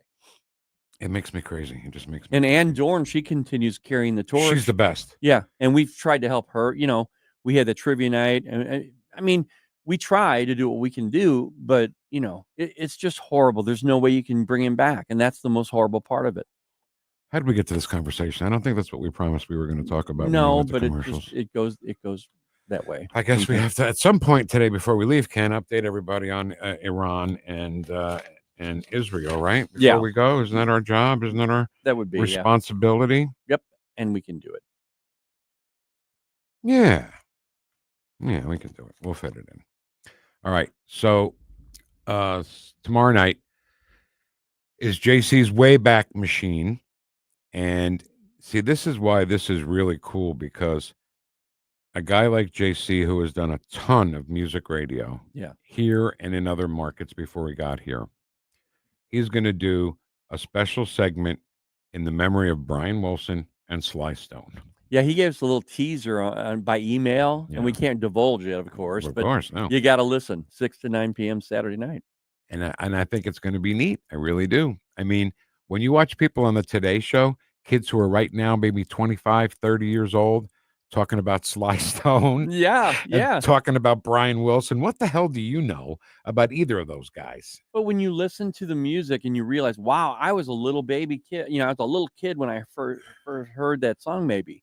You know, and my parents played that stuff. Right. I mean, I reverted back when you started playing that stuff during Porcelli's Deli, both times yesterday, I was reverting back to my childhood all over the place. That's why, for some reason, Good Vibrations is my favorite Beach Boys song, because that's the song I remember most, sitting in my father's car listening to 77 WABC. And so JC is going to do a good remembrance of Brian Wilson and Sly Stone. Also, with all the things going on tomorrow, Ken, it's also the 34th anniversary of the grand opening of what we used to call Riverport. And of course, he was there covering it, because that's what he does. And Ken plays me some Good Vibrations. Thank you, Kenny. Yo. All right, let's take a break. Come back. I'm a little thirsty. Can we get a Miller or something? Yeah, it's All right. Miller time. Let's do that next on 1019 and 94.1 News Talk STL. Number one for live and local conservative talk. Through the air. I'm picking up good vibrations. She's giving me excitations. I'm picking up. Watch us on our live stream using Rumble, Facebook, and Twitter. The Vic Porcelli Show. How dare you! Made in St. Louis for St. Louis. It's News Talk STL. Tim Jones and Chris Arps in the afternoon. Congressman Dr. Bob Honor just passed a bill out of the U.S. House. We'll speak with him about that and the big, beautiful bill as well. Tim Jones and Chris Arps. Weekdays at 4 on News Talk STL. Life's too busy for home maintenance hassles. That's where Nicole Whited Home Concierge Services comes in. From coordinating contractors and managing yearly maintenance appointments for your home and vehicles, to handling your mail, packages, and personal errands and shopping while you're home or away. Nicole takes care of the details so you don't have to. Nicole Whited Home Concierge Services. Call 314-766-1996. 314-766-1996. Effortless living starts here. Looking for an underwater adventure or a scaly new friend? Dive into Tropical World Pets on Watson Road. For 32 years, this family-owned wonderland has been St. Louis's go-to destination for all things aquatic and reptilian. With over 7,000 square feet of aquariums, we're home to the area's largest selection of freshwater fish, including rare cichlids you won't find anywhere else. But that's not all. We've got tarantulas, snakes, and lizards galore. Tropical World Pets, 314-849-4020, or visit twpstl.com. Fox News commentary. Senator Alex Padilla found out the hard way what happens when you attempt to shove your way into an official DHS press conference. I'm Tommy Lahren. More next. Life insurance. Why are you putting it off? Can't afford it? Too much hassle? Think you don't need it? There's lots of excuses for putting off life insurance. But if you weren't there, who would pay the mortgage and other bills? With Ethos, you could be covered in 10 minutes and boom, family protected. Ethos, fast and easy online term life insurance. Up to $2 million in coverage with no medical exam. Some policies as low as $1 a day. Answer a few health questions and get your free quote at ethos.com/policy. That's ethos.com/policy.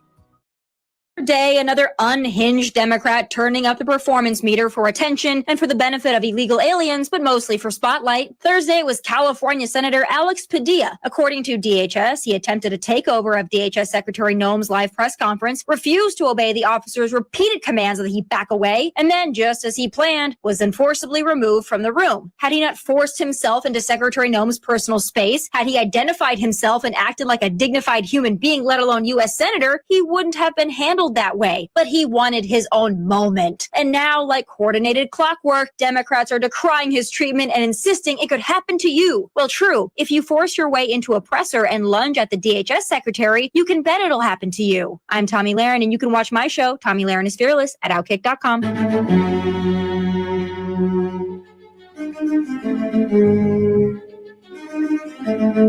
Whoosh.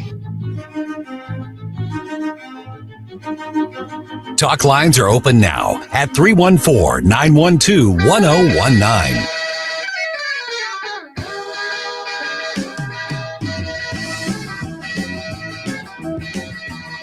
Hey y'all, this is Killer Bees, world famous comedian, part-time swimsuit model. You are listening to my brand new best friend in the world, Vic Porcelli.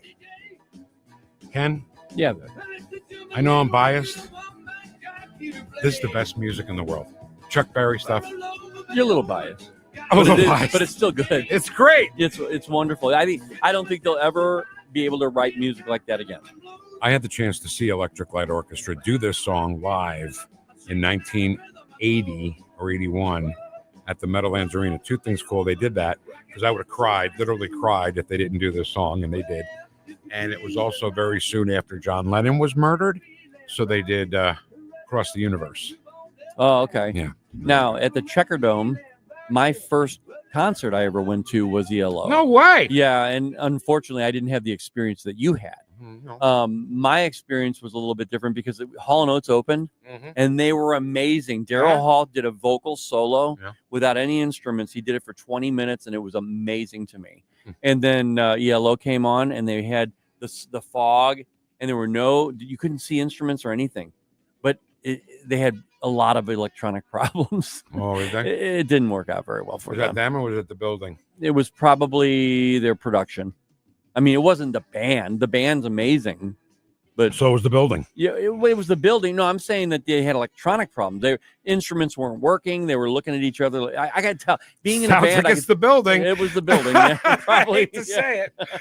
All right, Ken. It's 10:43 here. Yeah, somewhere maybe Chris Arps right now, possibly 5 o'clock. He there. said he right? said it was about 5 o'clock. So we dedicate today's Miller Time to Chris Arps. It's Miller Time. I just thought it was time to have Miller. I just thought we. Oh, that's not that's the wrong one. I know. Okay. Oh, there it is. That's right. It's Miller Time. Miller Time.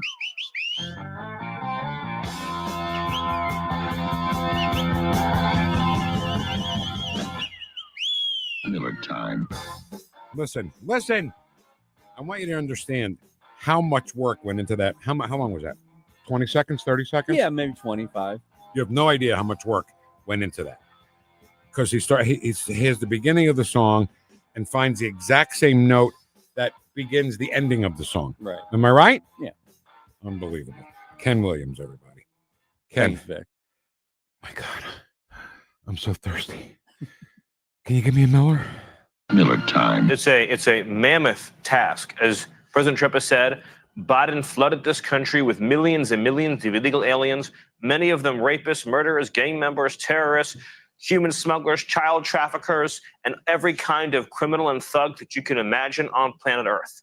But let's begin by celebrating the incredible news that President Trump has achieved the most secure border with the lowest level of illegal crossings in U.S. history. I've been studying and following and working on this issue for a long time. There is no nation anywhere on planet Earth that has achieved such a rapid success on its border in any time period as President Trump has achieved here in the United States. Going nearly overnight from an open border to a sealed border surely ranks as one of the great achievements in the history of domestic policy and national security. Okay. I wish you wouldn't be so wishy-washy. I know. But, Ken, what's funny? I actually would like you to play the beginning of that again. Okay. He's starting to say millions like Trump does. Play it again. It's a mammoth task. As President Trump has said, Biden flooded this country with millions and millions of illegal aliens. He's saying millions and millions. Millions and millions upon billions. Like Trump does. Right. It's great. So I would like to, since we have time today, Yeah. I would like to add a little bit to our presentation of Miller time. Can we pick like a Stephen Miller drinking partner? Yeah. Can that be Janet Napolitano, the former Homeland Security number 10? Yeah. So I picture Stephen Miller having a Miller right next to former Homeland Security Secretary Janet Napolitano, and they're talking about the border. Look, I think the border needs to be secure. And actually, I will say many of the things that the Trump administration has done on the border from an operational standpoint have been useful in that regard. That's Janet Napolitano. How about that? Janet Napolitano, former Homeland Security Secretary under Barack Obama, says Trump's doing a good job on that border. And that was her job, too. She better be careful. Those Democrats, they don't like to give us that ammo. As we speak, Hillary Clinton is in a cab racing towards Janet Napolitano's house to murder her. That's exactly what's happening right now. All right, let's get back to drinking. All right. Ken. You're parched still, Vic? I'm so parched. Can you give me another Miller? Miller time. Another breaking news story tonight. The Department of Justice has indicted the illegal alien terrorist from Maryland, the so-called Maryland man, who is actually a foreign terrorist from El Salvador, to make him face justice for his monstrous crimes against humanity. Another huge win for the Trump administration. Thanks to weeks of investigative work, this illegal alien monster is going to be held accountable for his terrible crimes against women and children. After he does hard time in an American jail, guess where he's going? Right back to El Salvador. What do Democrats have to say about this now? They celebrated this guy. They worshiped this guy. They treated him as a hero. Now he's been indicted by a grand jury for committing some of the most heinous crimes I've ever read about. He's going to do hard time in our jails, and then he's going back home where he belongs, to El Salvador. Man, he's Abrego's damned if he does, damned if he doesn't, right? That's exactly right. Okay, a couple of things here. First of all, I hope you guys watch the stream. Even if you can't watch the stream live, you go home at night and pull up Rumble or pull up Facebook and watch the show. First of all, all the handsomeness in the studio. Yeah. That's number one. But things like when we do Miller time, where did you find this? Oh, I don't know. Ken found, I guess that's a GIF, right? Because it's the same thing. Yes. It's a GIF of Stephen Miller talking. And if you're drunk or stoned enough, it looks like that characterization's talking. Right. And I love it. Absolutely love it. So back to what Stephen Miller was saying. Kilmar Abrego Garcia has been indicted of crime. Ken, how stupid do the Democrats look now, especially Senator Van Hollen? It's amazing. But see, they do that all the time. They don't think. Wait a minute. They do it all the time, but they get out of it all the time. But they do, and they'll probably get out of this one, Vic. But I think the American people now are paying more attention than they ever have in the history of paying attention. I believe this. In the history of paying attention. I'm not kidding, man. Because the American people are awake, and they're saying, wait a minute, this whole time? I mean, I see videos all the time on social media of people saying, you know what, I didn't really get into this before, but I am amazed by how we've been treated by these Democrats. Yeah. And so with that in mind, I think that people are starting to pay attention, and they see this stuff now, and they just go, okay, yeah, this needs to be addressed. You watch things very closely. Do you see a bit of a drawback on them talking about Garcia as a Maryland man? I haven't heard one word after. After we said he's not a Maryland man, he's from El Salvador, and he's done X, Y, and Z. And they would say for a little while, they were saying, there's no proof of that. No judges charged or convicted him of that. Now they have. Now he's been indicted. So you're hearing less and less talk at all about him. Oh, you won't hear anything now. Right. Not from Democrats. That's just the way they are. They roll like that when it suits them. You know, they like the division stuff. Remember, they thrive on division. So they're going to continue and talk about this stuff, but not anymore because now he's actually a criminal and he's been convicted in American court. Well, he hasn't been convicted. Not indicted. So that famous video of him being pulled over with 8 trafficked people in the back of the car, and they all gave his address. You remember that video of the cops? Yeah. That was in Tennessee. So the charges he's going up against right now will be in a Tennessee courtroom, not necessarily the Maryland, all stupid libturds on the jury. But because it's also crossing interstate lines with these people, it's going to be a federal crime. And apparently they have proof. Now, this is what I've read. They have proof that they're going to charge him with doing this for the trafficking for 10 years. That's not what I'm talking about. Oh, I agree with you completely. What I'm saying is it's going to happen in Tennessee, a red state. Good old boys on the I got you. On the jury. Yeah, you know? yeah. Not because if this were to happen in Maryland, they'd acquit him, Ken. Probably. They would acquit him. Well, he is a Maryland man. Right. So his neighbors would acquit him. Right. But he'll be down in Tennessee, and let's face it, he is a terrible person who traffics people. Didn't he kill a rival gang person's mother? Apparently, but they allegedly. Okay, we don't know for sure. So if he allegedly killed a rival gang's member, the key 2 words in that sentence is rival gang.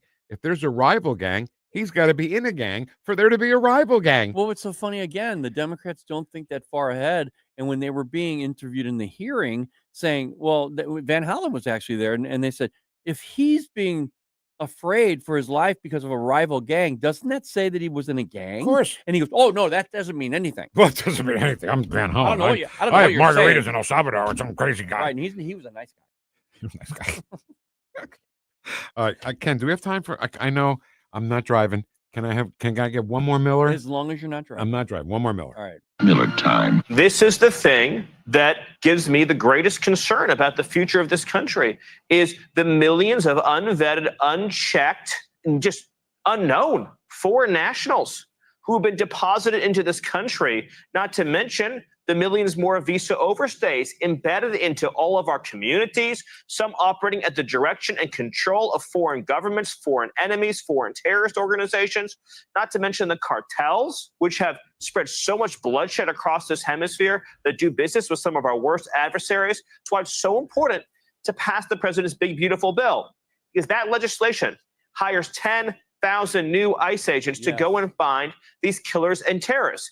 It funds the detention beds we need to keep these people off our streets. It funds the planes we need to fly them back home. Right. It also funds the creation of Homeland Security task forces with FBI, ATF, ICE, Homeland Security investigations, and others to prioritize the disruption and dismantlement of foreign terrorist organizations in our cities. And of course, it funds the entire phase 2 of the Wall Project across the entire southern border. That funding and the authorities in this legislation are the best chance that we have of giving our president, our commander-in-chief, our leader, the tools that he needs to keep America safe. I'll tell you what, regardless of content, he is the best speaker ever. I've never heard him say, no. You know, I say it all the time because I'm the idiot. That's why I said earlier, he's so wishy-washy. Oh, the man is so to the point, and he knows exactly what he's going to say before he says it.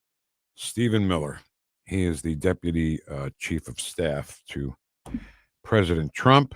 And Ken, I hate to say it, but that's Miller time. Miller time. Miller time.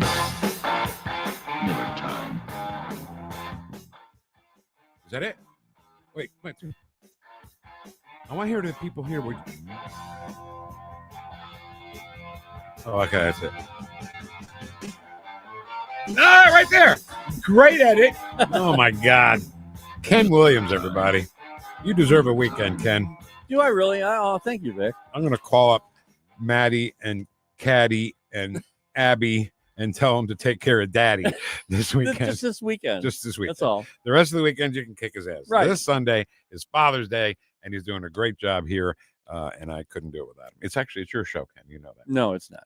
And I just want to say happy Father's Day to you too, Vic. Oh, well, thanks. Yeah, and all the dads out there, you know, you work hard. You don't get a lot of thanks sometimes, you know. It doesn't matter because we don't care. We just do it. You know what? Most dads, what they do is they keep their head to the grindstone. They work hard, and then they, you know what? A kiss on the cheek from the daughter is the most amazing thing in the world. I don't do any of that stuff. I don't work hard. I don't have my nose to the grindstone. All I do is screw around. No, you don't. And I get home with my kids. I screw around with them. We have fun.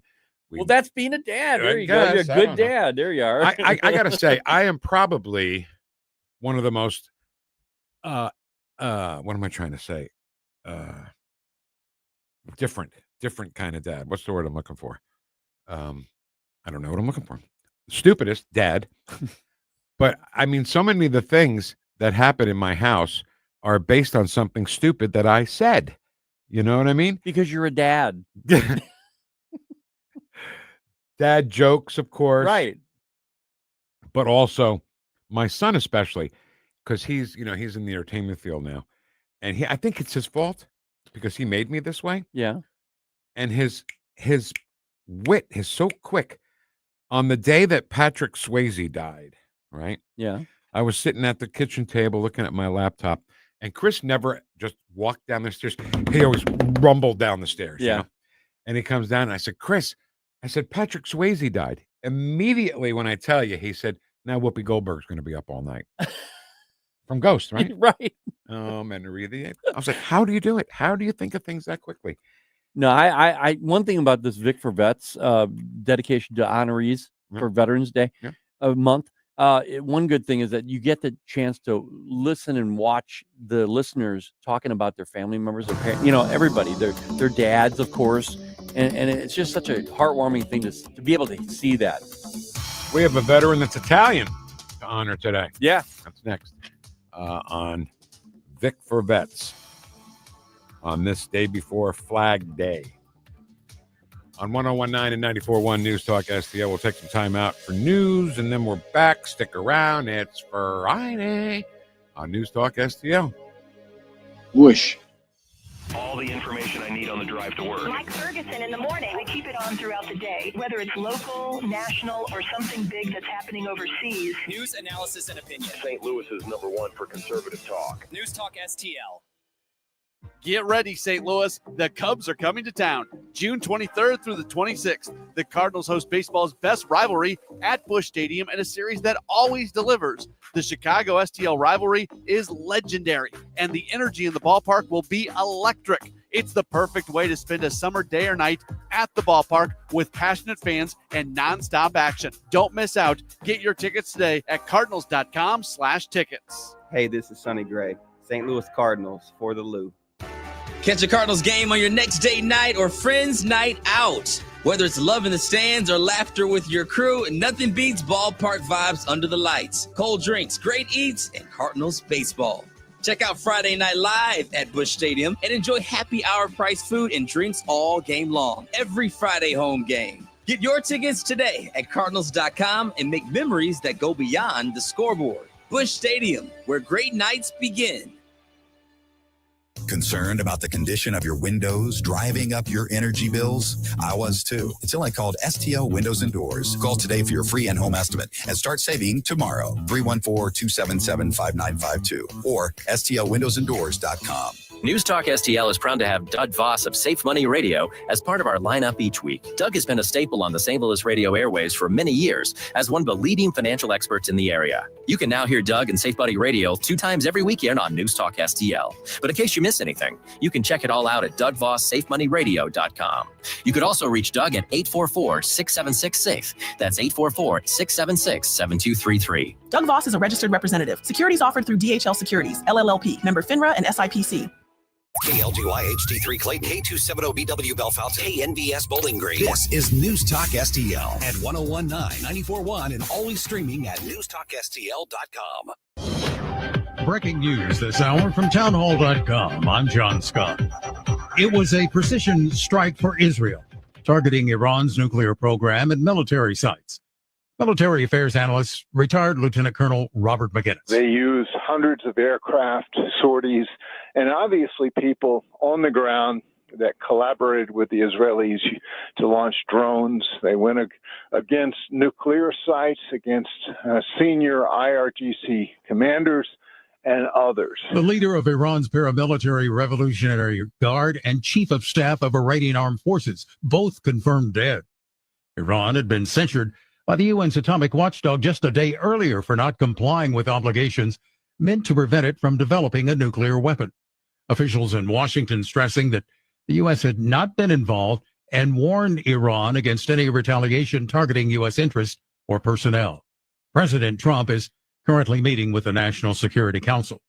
Also at townhall.com, a federal judge says President Trump illegally deployed the National Guard to help with L.A. protests. In a temporary restraining order, the judge said the president must return control over National Guard troops to California Governor Gavin Newsom. The order said the deployment of the Guard was illegal, violated the 10th Amendment, and exceeded Donald Trump's statutory authority. According to the judge, the protests in Los Angeles fall far short of the rebellion cited by the president. The Justice Department immediately filed an appeal. And Greg Clugston, Washington. And the Ninth U.S. Circuit Court of Appeals quickly temporarily blocked that judge's order, which was set to go into effect on Friday.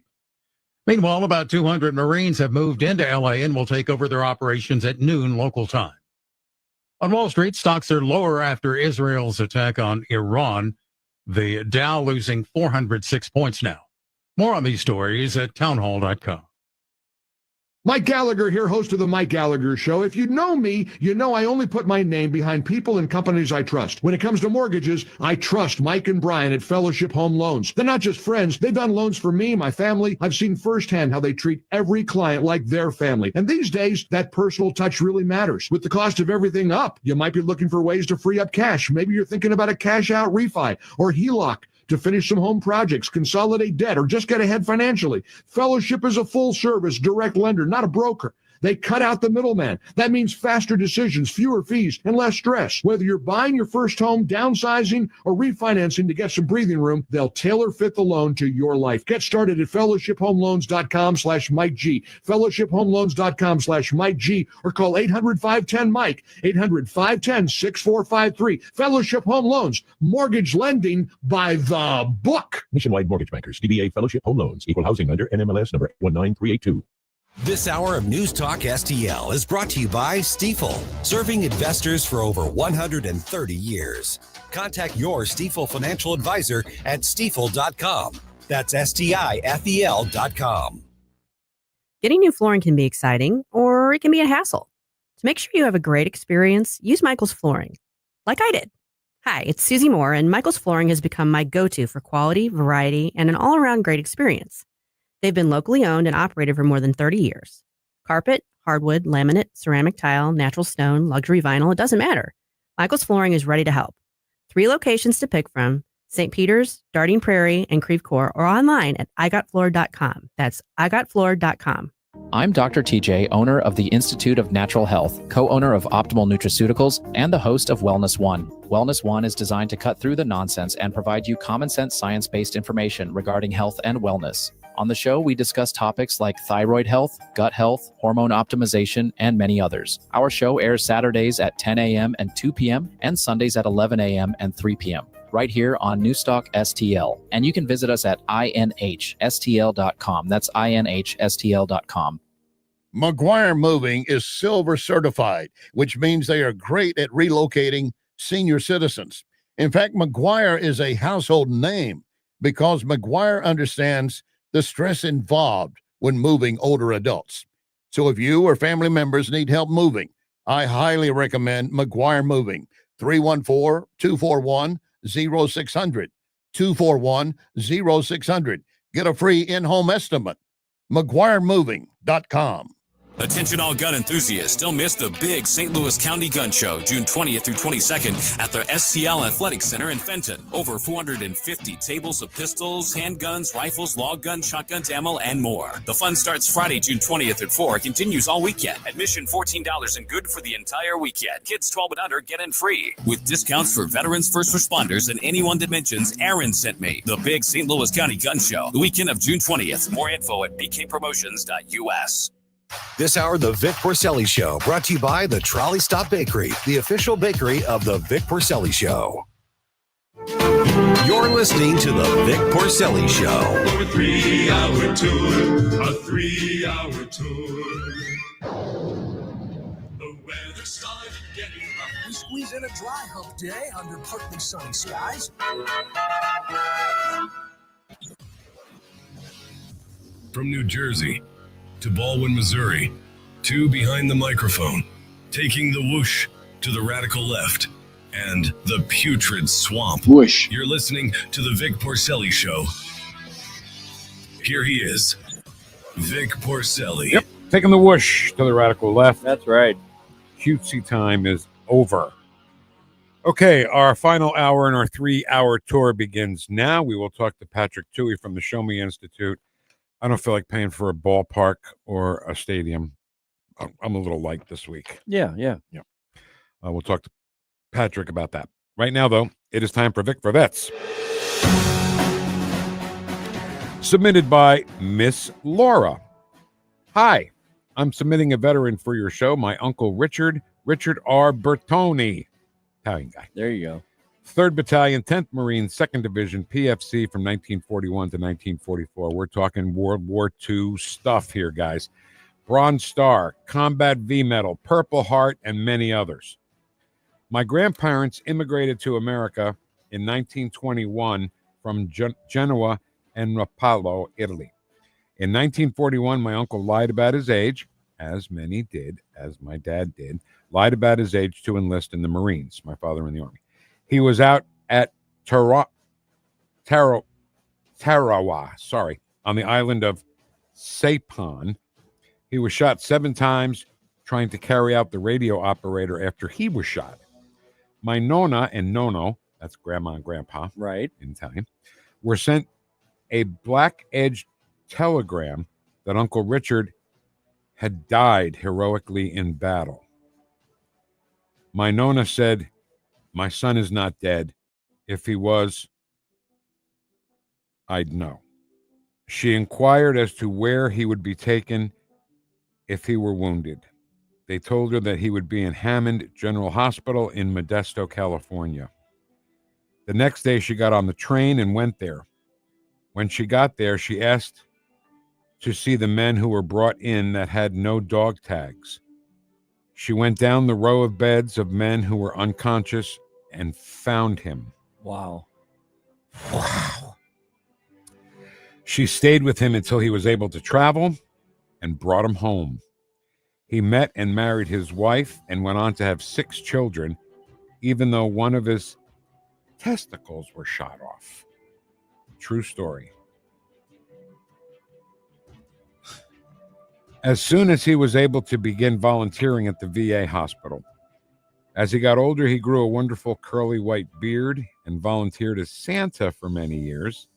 He even led the St. Patrick's Parade as lead leprechaun for years. All right. In Ysplanti. Whenever we were with Uncle Richard, he would take one or more of us to St. Thomas Church and ask us to pray with him. He lit a candle for all the boys that didn't make it home, even the Japanese soldiers. He was loved by many, and he was generous with his time and his money. This is great. This is why we do this. I know. A funny story. We happened to be visiting during a giant heat wave. He decided we're all going to the public pool to cool off. When he got there, he put on a fedora, put the towels in a violin case, lit a cigar, and walked in. He loved to joke around, and he never met a stranger. And everybody knew him, liked him. I found him more than once on his back patio quietly crying. He would always say,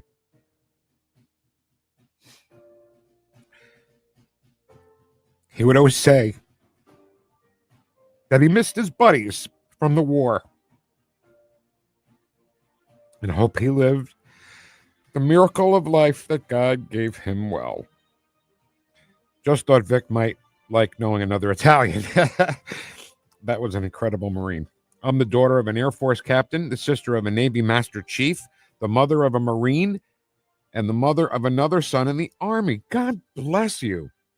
I also recently found out I had a distant relative who fought for the Union in the Civil War from Missouri. I've lived in St. Louis for 8 years, and I enjoy your show. Well, Miss Laura, thank you so much. That's Vic for Vets. Thanks, Miss Laura. Thank you, Miss Laura. Thanks to our great supporters, DG Firearms, Patriot Heating and Cooling, and Best Buy Flooring. That's all the time we have for today's Vic for Vets. Holy cow. All right, let's talk to Patrick Touhey, who's been waiting patiently from the Show Me Institute. Patrick, thanks for being on with us. How are you? I'm great, but I can't follow that. All right, well, we'll see you next time. Hey, trust me, man. No, that's amazing. Let me tell you, I grew up in Fort Bragg, North Carolina, and I had an awful lot of military friends and family. And the people who, have family members or themselves serve, I don't think you can appreciate what a level of dedication to the country, to the community. It really is. And it's generations of people who have fought proudly. And that's an incredible story you just read, but there are thousands of people out there who have similar stories. And we want to honor every one of them if we can, every single day in June. Because, Patrick, how many times do you hear people say, well, why don't veterans get a whole month? Well, guess what? They get a whole month now at this radio station.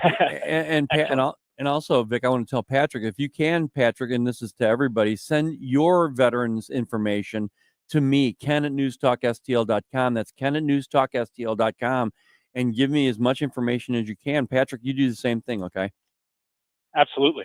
And we will continue it after starting in July and the rest of the year, one veteran every Monday, once a week, because I never served, Patrick. I don't know. I have some sort of military envy that I've never served. I don't think I would have been a very good soldier anyway. So this is our way to say thanks to those guys who gave their lives and those who were able to come back, like Miss Laura's Uncle Richard Bertoni, who was Italian, by the way.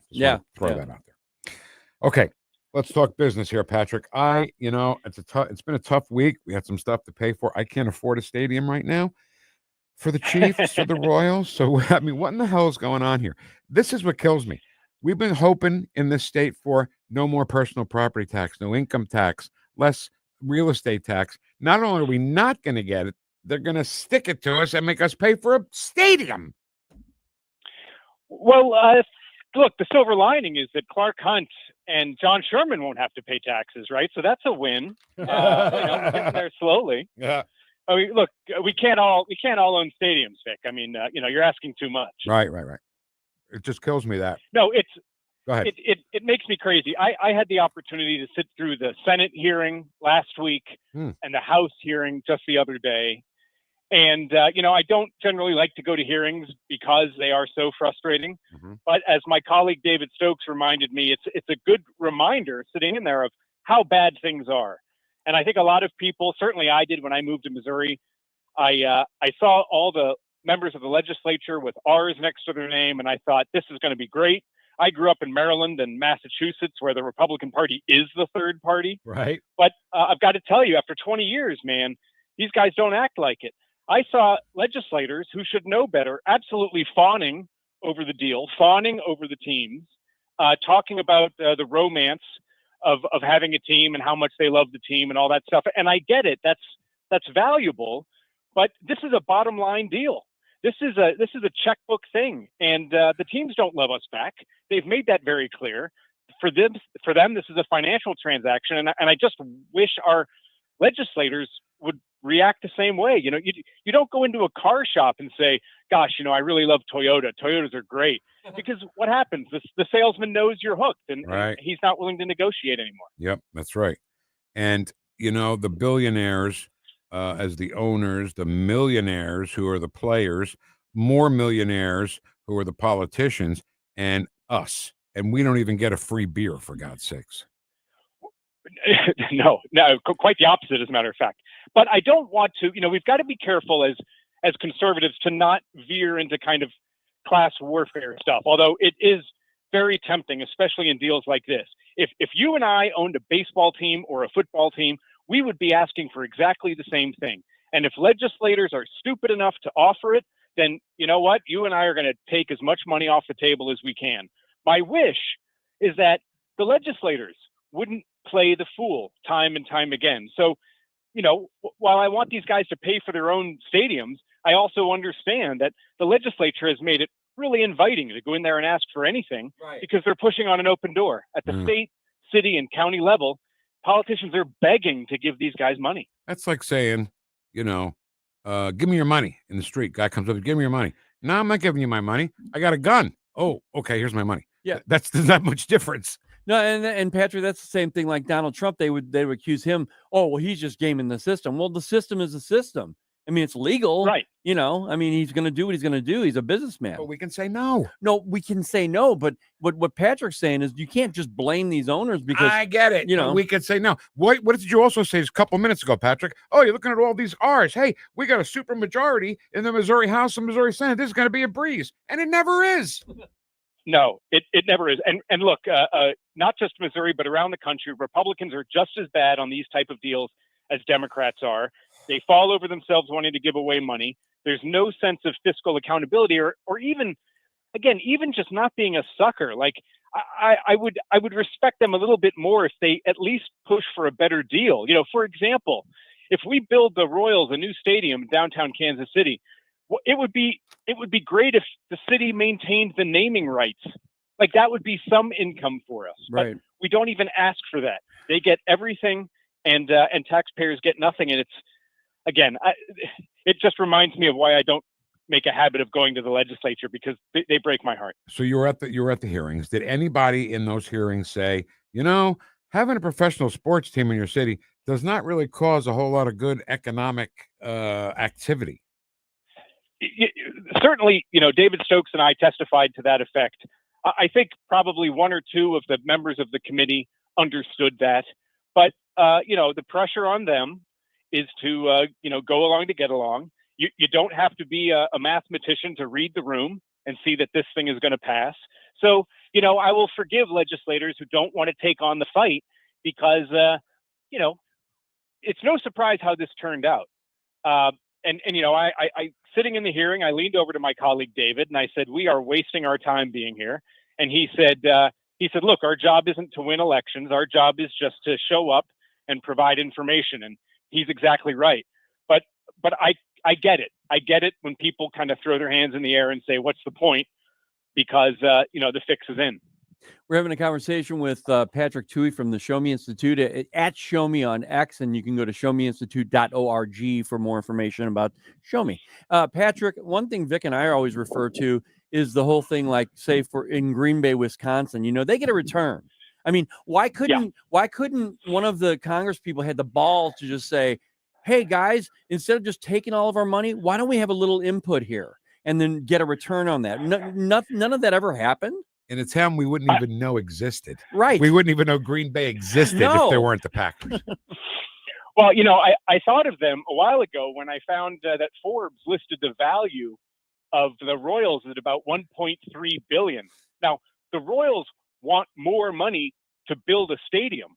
When your stadium is worth more than your team, I thought to myself, well, maybe the city or the county should just buy the team. But again, I can't expect Kansas City or Jackson County to be a good owner. We would just kind of transfer one subsidized owner to another. So, but I think that the point is valid, which is, we are playing the fool by saying we love them, but we don't get anything from it. It would be nice if there were some sort of profit sharing or something. But again, you'd have to stand up to them to make a hard negotiation. And notwithstanding our governor's past in sales, he's just not willing to make that deal. All right, here's a couple of thoughts I'm having right now.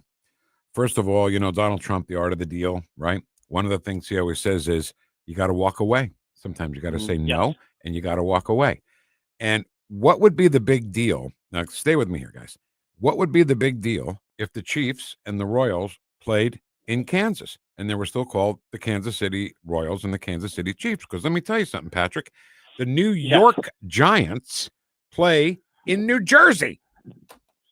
Yeah, no, look, you're exactly right. And let me tell you, back in the 2015 World Series, people were holding up banners saying, Royals, you're not in Kansas anymore. Well, guess what? We never were in Kansas. Right. People already think Kansas City is in Kansas. It would make no difference. But again, and look, I can understand it. You don't want to be the governor who loses the team. You don't want to be the mayor who loses the team, even if it's a 1% chance. But I wish, even if we were going to end up subsidizing these guys, I wish somebody would just drive a harder bargain. But we roll over for them.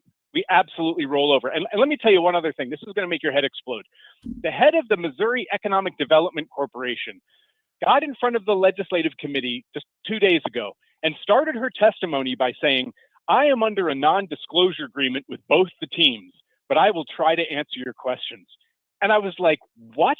How do you have a state employee sign an NDA and then cannot testify in front of a legislative body? Amazing. That is crazy. And again, sorry, because I go on rants when I talk about this stuff. Okay, you go.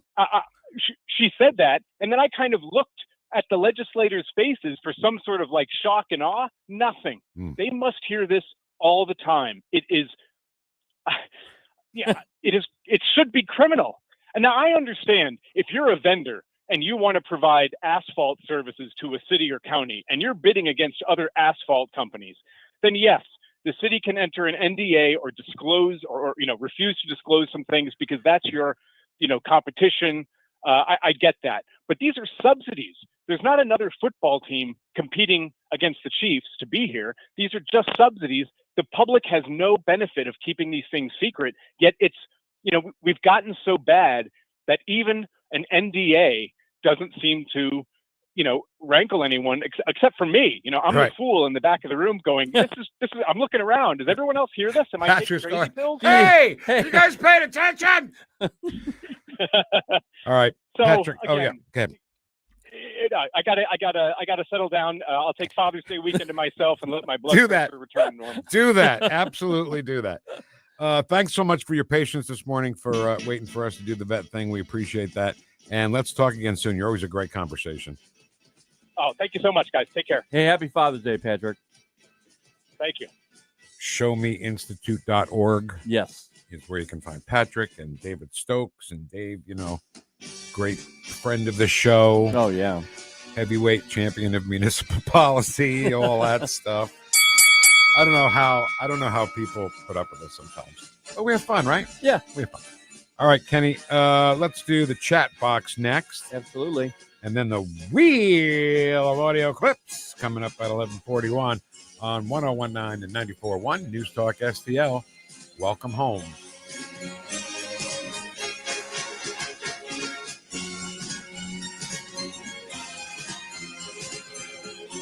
Watch us on our live stream using Rumble, Facebook, and Twitter. The Vic Porcelli Show. As President Lincoln said,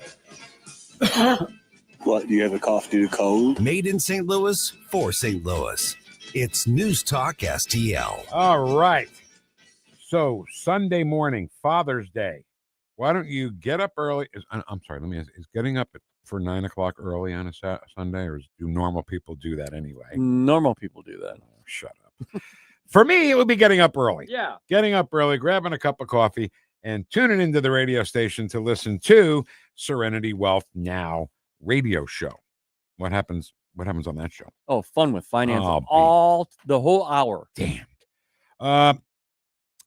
Chris Cooper is your host, of course, because he's the guy who was going to help you when your kids go. I mean, we're all going to die, right? So it's on our schedule. Right. We just don't know when the schedule happens. So you don't want your kids to all gather around the lawyer's office, and then the guy says, in sound mind and body, I leave my fortune to the U.S. government. I mean, you don't want your kids to hear that. You don't want your kids to say, I leave my fortune to the medical or care community. God bless the medical community. I mean, I'm not putting them down, but they're expensive. Yeah. You want to hear them say, I leave my fortune to my children. I'm sorry, I just had a vision of the honeymooners when Ralph Cramden used to be really nice to this old lady, helping her off on the bus, and she died. And Ralph finds out that she mentions him in the will, and then Ralph's like hoping he's a millionaire now, right? In fact, he's acting like, no, I'm going to be a millionaire. So he goes to the will reading, and the will says, "And to Ralph Cramden, my kind bus driver, I leave my fortune." I'm rich. That's what right. But fortune is the name of her parrot. So he got the parrot, not any money. So funny. Anyway, Chris Cooper is the guy to talk to about keeping your money and having that those retirement years you don't want to stress. You want to relax. So find the new holistic retirement book for free at serenitynowtax.com. That's serenitynowtax.com. Serenity Now, it's Chris Cooper. Investment advice offered through Fortis Capital Advisors. Serenity Now! This app is absolutely fantastic. Yes, I listen on my phone. If you have a phone, you have a radio. It is awesome. Download the all-new News Talk STL app and listen anytime, anywhere. To have a roof over your head, a nice roof over your head, is very important. That's Rick talking about his experience with Rhino Shield ceramic coating. We got Rhino Shield 18 years ago, and they're very cooperative on getting us the right paint. They're in and out and done in no time. Once it was finished, looked great. We were very happy with it. The main reason Rick called Rhino Shield is because it's backed by a 25-year transferable warranty. We've watched a lot of people get their house painted 3 or 4 times, and we haven't had to do any of it. I don't know about you guys, but I don't want to have to paint it every 5-7 years. Take a tip from Rick and put down the paintbrush and call Rhino Shield for your free evaluation. 877-25-RHINO. 877-25-RHINO. Or visit 877-25rhino.com. We got Rhino Shield 18 years ago. Financially makes sense, especially if it's going to last like this did. Still looks great. Call now. 877-25-RHINO or 877-25rhino.com. Don't paint, don't Rhino, go Rhino Shield. Never paint your house again. Rhino Shield. Hi, this is St. Louis County Councilman Mark Harder reminding you to check out my new show this weekend. The St. Louis County Insider with Councilman Mark Harder. That's me. Every Sunday evening at 5, we will explore with you behind-the-scenes stories and information that you won't hear anywhere else. Plus, we talk to decision makers and influencers that have impact on what's going on in St. Louis County and beyond. The St. Louis County Insider with Councilman Mark Harder. I'll talk to you Sunday night at 5, only on News Talk STL. If you find yourself feeling out of place in the world, it's comforting to know conservative values haven't been abandoned everywhere. The far left wants to destroy conservative values in America. This is News Talk STL. Welcome home.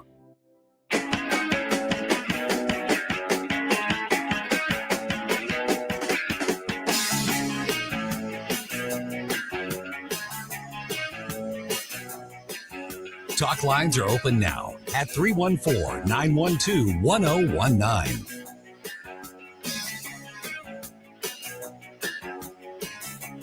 The Vic Porcelli Show. One day, some of the kids from the neighborhood carried my mother's groceries all the way home.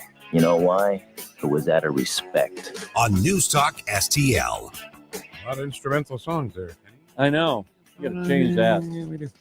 All right, welcome to it, everybody. It is time for the chat box. We got a busy couple of chat boxes here, so let's get into it.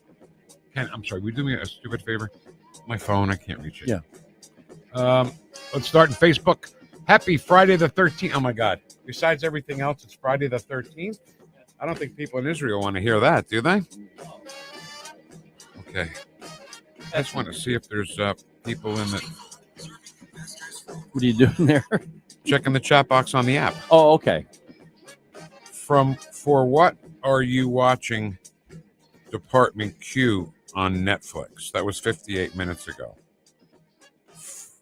Always enjoy your music history. Thanks. Oh, Gene the Dancing Machine said Hey, that. Gene. Red Foreman is my hero. That was yesterday, wasn't us. Okay. Vic, Smithfield is Chinese owned. So they grow the bacon here. Well, not grow the bacon. They make the bacon here. Yeah. But Chinese owns it. Right. I had no idea. When you own it, though, you still have full influence over whatever. The policies like let's put some poison in the bacon and kill the Americans. Whatever. I'm so sick of China. I swear to God. I'm sick of it. Can you do something about them for me? I'll try. Okay, thanks. Okay, here we go. Happy Friday the 13th. Oh, Dose. Ed Stoid is Dose. He's number 2. Hey, Dose. I pledge allegiance to the flag of the United States of America. No fair election. No peace. No fair tariffs. No peace. In the event of nuclear attack, carefully place your head between your knees and kiss your ass goodbye. My dad used to say that. He used to say that all the time. President Trump, hold steady for us. Hold steady. No further to be. Good morning. I don't know who to do this. I shouldn't even start that. I can't just do a different voice every day. So good morning, St. Louis. Okay, I'll do that voice. That was a good voice for that. Beautiful, mega, ultra patriotic, deplorable, garbage, degenerate, freedom-fighting, God-fearing, dickhead weirdos. Hi. Good night, everybody. That was almost Sam Elliott. Ed Stoit says it's Friday. Happy birthday to the Army tomorrow. Happy birthday, President Trump, tomorrow. And tomorrow is also Flag Day. So how about we do this? If you're listening to the show right now, how about tomorrow, when you wake up, whatever time that is, apparently people get up earlier than I do during the weekend, grab your kids and go to the nearest flag and do the Pledge of Allegiance with your kids tomorrow on Flag Day. That'd be nice. Right? I mean, they may do it every day at school. They may not. I don't know. Have to listen to most of the rest of the show while driving on the app. Awesome tools to stay listening or watch later. Thank you, Ed. Ed is listening on the app today. Seemed like President Trump was in a good mood yesterday when he signed the EPA executive orders. He probably knew what was going to happen. Am I reading that right, EPA? Yeah, EPA. Now, yeah, I think, well, of course he knew everything that was going to go down.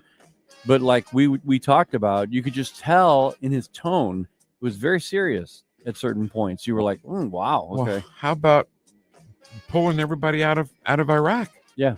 Military people. Well, the United Arab Emirates as well. I mean, he pulled people out of there too? Yeah. So you knew something was going to happen in that region. Yeah. Right? Yeah. And it did.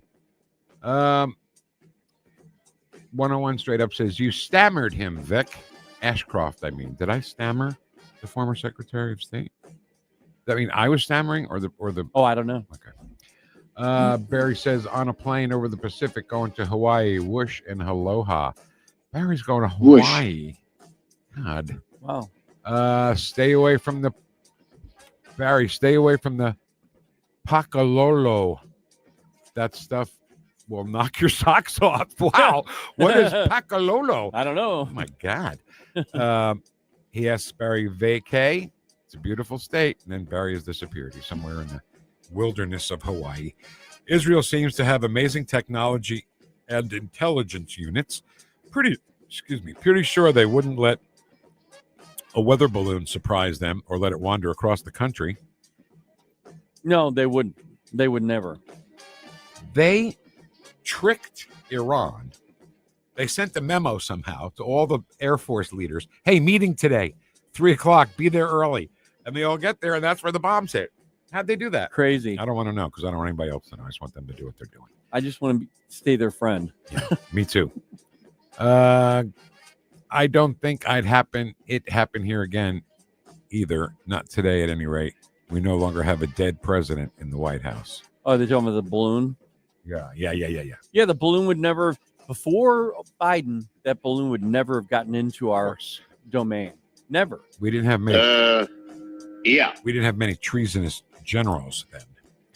The Democrats in that hearing yesterday were slobbering all over those three asshat clowns. Is it okay to say asshat clowns? I guess. Hochul had a stupid remark in her pie hole that I've had very little trouble smacking right off of it, and I've never raised a hand to a woman in my life. Well, you're just pie. You wouldn't hit her. Just a pie.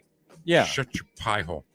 Or you can just be really safe, like in Titanic, when the guy says, and there'll be one less on this boat if you don't shut that hole in your face. Did you practice that? We watch it once a month, if not more, so I don't have to. It's all right there.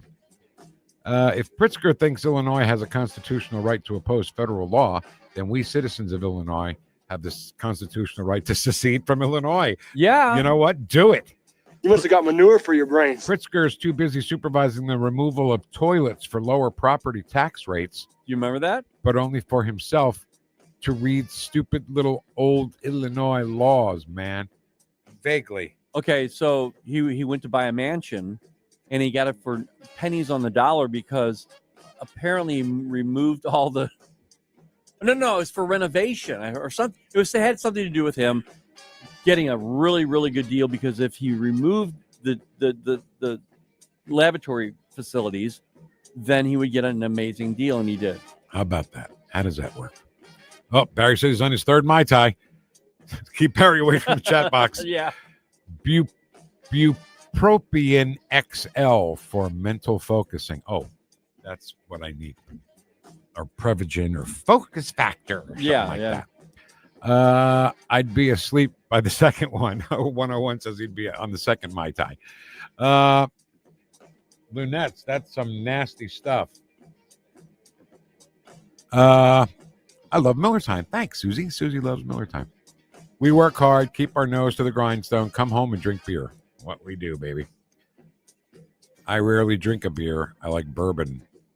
Well, we can't have a feature about every alcohol there is. No, but I'm a rum guy. I like rum.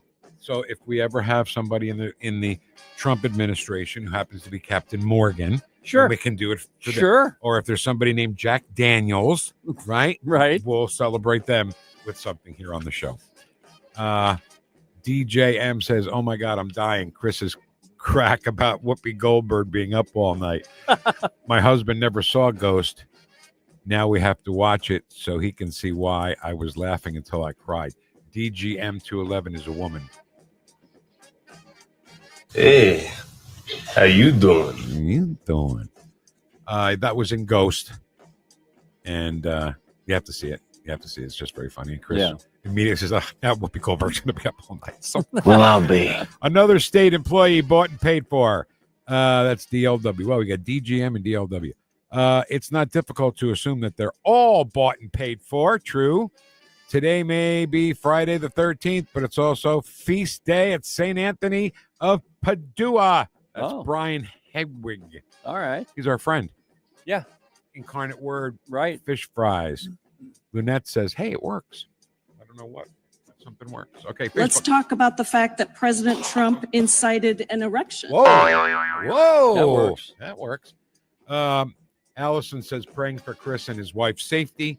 Chris Arps went to Israel. Yeah. He's okay. Yeah. Oh, yeah. So I can say, why? Why? Happy Friday. Have a big, beautiful weekend. Amen, Chris. The U.S. doesn't have an incoming APP. We have 60,000 pounds of missing ammonium nitrate with sleepers. So that's scary. Incoming is actually within as well. People that are Iranians possibly a cell here in the United States. Well, everybody needs to remember that the Biden administration brought in 20 million plus unvetted people. Yeah. Okay. I mean, you say whatever you want, but they were unvetted. Yeah. Okay. Yeah. And they could be anywhere right now. Yep. The Israelis are incredible people to live in a country that needs bomb shelters, escape routes, bomb tracking apps, and they still conduct their normal lives. Such strong, amazing people. The hotels are built with bomb shelters. Yeah. Unbelievable. The consequences of the Biden administration, we are seeing the corruption and cover-ups. Absolutely. Bunch of hearts and U.S. flags from Allison. Hello, everyone. Kathleen, how are ya? Live and be well. Okay. Miller time. True time. I think people dig our Miller time. This is taking forever. Yeah. Oh, so I'm sorry. Dave Sylvester says, Vic, the word you're looking for was unorthodox. I'm an unorthodox dad. Yes. A little unorthodox. And funny, goofy. And I think the kids like that. That's what my daughter told me. I'm not the typical dad. I guess that would be the same thing. Right. You know? Yeah. Yeah. All right. Let's go. Gotta hit. Get me out of here. Anybody else want to push me around a little bit? Thank God. All right. We have audio clips coming up next on 101.9 and 94.1 News Talk STL. Welcome home.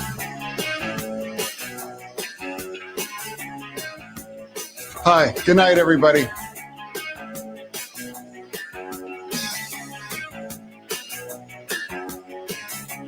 The Vic Porcelli Show, made in St. Louis for St. Louis.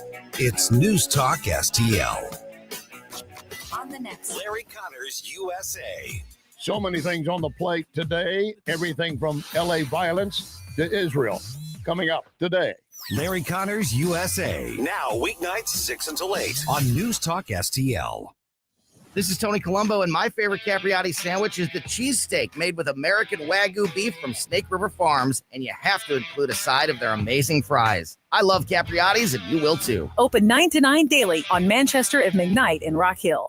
Hey, Jamie Allman here for the Great Window World. You know, just over the last 20 years of Window World being in St. Louis, they've improved the look and thermal efficiency of more than 76,000 customers in St. Louis. Plus, Window World windows come with a lifetime warranty that covers all parts, glass breakage, and labor. And now Window World is now offering 36 months, same as cash financing with approved credit. Call them today at 314-993-1800, 314-993-1800. Are the days of a personal doctor gone? Not at Body of Health Direct Primary Care. I'm Dr. Randy Tobler to share how our design is putting the care back into healthcare. Plain and simple, our members, not insurance companies, get our exclusive focus. That means same or next day appointments, responsive answers to your concerns, and a no-spin, big tool chest approach. It's about time you get serious time devoted to your medical needs. To learn about healthcare the way it ought to be, schedule a discovery call today at bodyofhealth.com. That's bodyofhealth.com.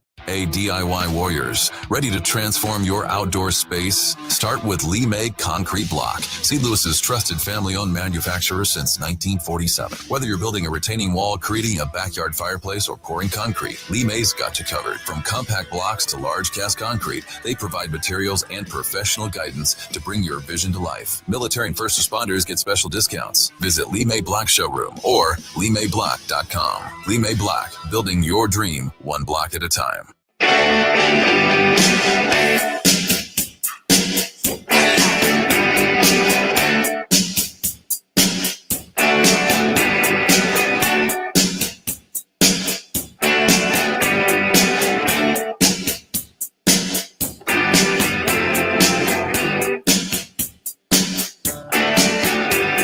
Talk lines are open now at 314-912-1019. The Vic Porcelli Show. Over here, dear. On News Talk STL. All right. Welcome to it. 1019-94.1 News Talk STL. Don't miss JC's Wayback Machine tomorrow night from 6 to 9. It's going to be great. It's going to do a tribute to Brian Williams and Sly and the Family Stone. JC's Wayback Machine is a very produced, very slick sounding show. So I'm sure those tributes to Sly Stone and Brian Wilson will be just great. Okay. 6 to 9 o'clock, brought to you by Weber Automotive Group. And, you know, JC's got great stories, great segments from the show. Still haven't heard about if the runner turns into a demon. What's the call? But maybe he'll throw that in one day if he can find it. All right, we ready to roll? Yeah. It's time for the Wheel of Audio Clips. Wheel of Audio Clips!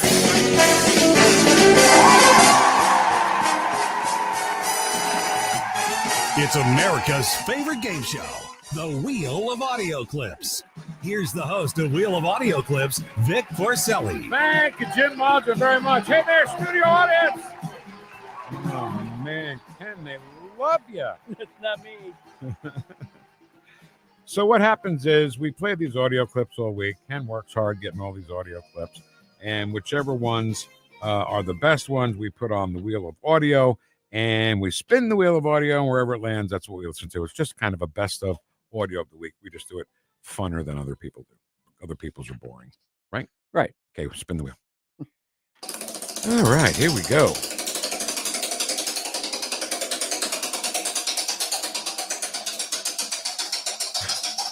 All right, here we go. Wow. So this whole story just cracks me up because Greta Thunberg, remember she was climate princess? Right. Now she said, the hell with the climate. Let's go kill the Jews. That's basically what she's doing. And this is her pre-made video after she got so mistreated and kidnapped. Number one. No?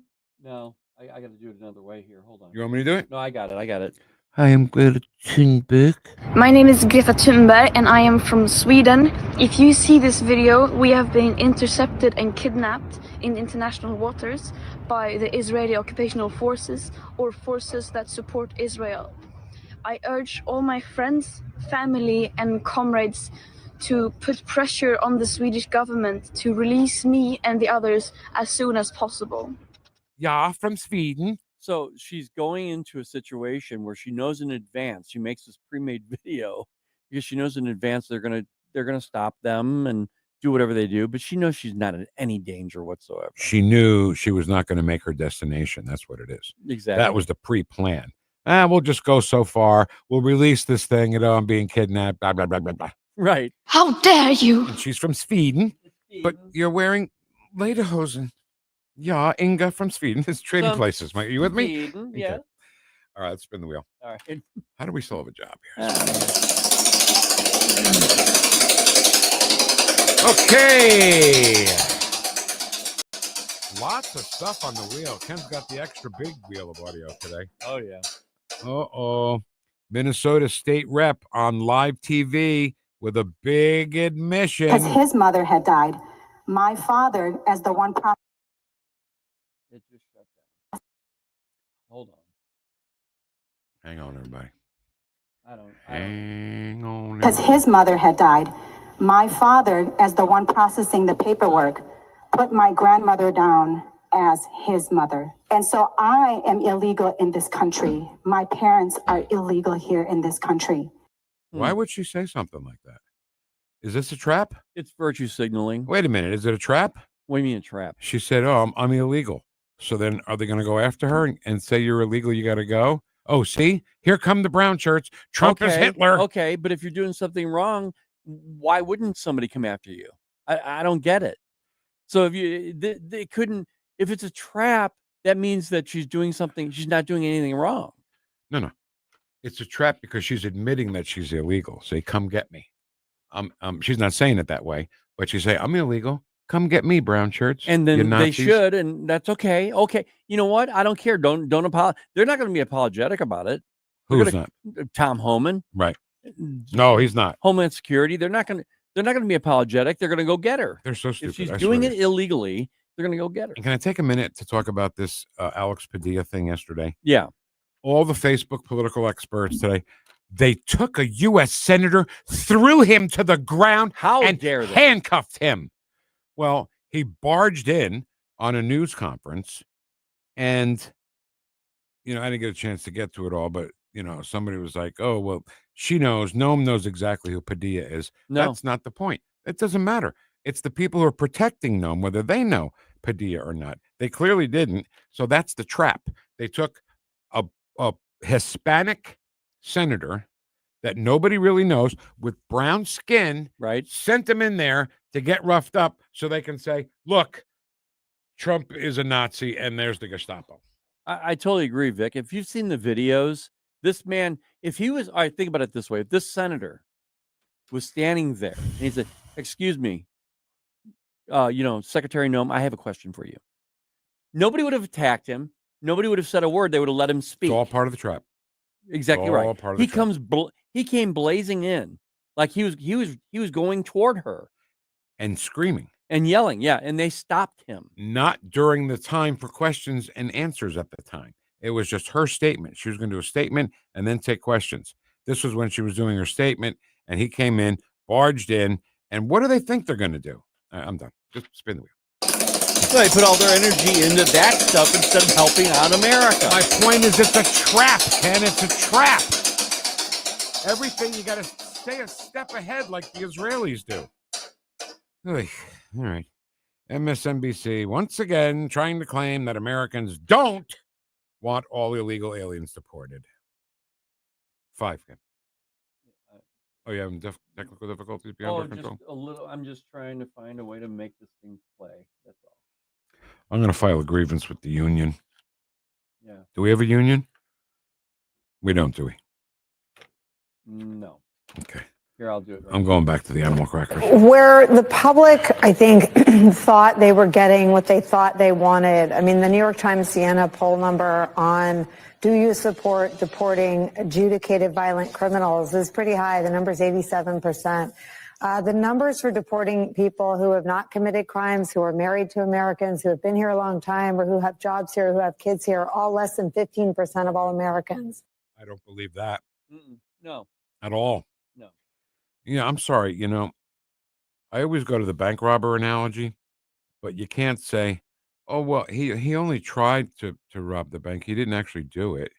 He didn't actually get any of the money, so you should just let him go. Right. But he tried to rob the bank. Yeah, but he didn't really get all the money. Here's the thing. Crazy word that they put in the immigration law, illegal. Illegal alien. Right. Means you can't stay. I'm sorry. You cannot stay. All right, Ken, spin the wheel. Wheel not working.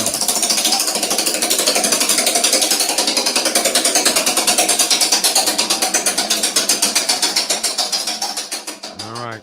LA seems to be pretty popular on the wheel. This is Homeland Security Kristi Noem. The gang members that they've picked up are bad people. That is what ICE is doing every day as they're out on our streets and working to go after bad criminals and people that have perpetuated violence on these communities. The gang members we have picked up in LA because of their hard work are horrible people. Assault, drug trafficking, human trafficking. They are now off of those streets and they are safer because these ICE operations are ongoing. Unfortunately, we've seen some violent protests happen, and that's why these National Guard soldiers are being utilized to help with some security in some areas. This is why we don't say, hey, are you a non-violent illegal alien, senor? Yeah. I'm sorry, was that bad to say? No. Are you a non-violent immigrant alien? Oh, you're not? Oh, okay, yeah, come on in. Then you find that lady dead in her kitchen, because the guy was a violent immigrant who came in. Right. Like Abrego Garcia is not a Maryland man. No, not at all. All right, spin the wheel. Just sometimes, I can't sometimes. But I will. You can. All right. Okay. This whole side of the wheel is LA, so this is going to be something from Los Angeles. Yeah, it sure is. The mayor of LA blames immigration enforcement operations for the chaos that was allowed to happen in her city.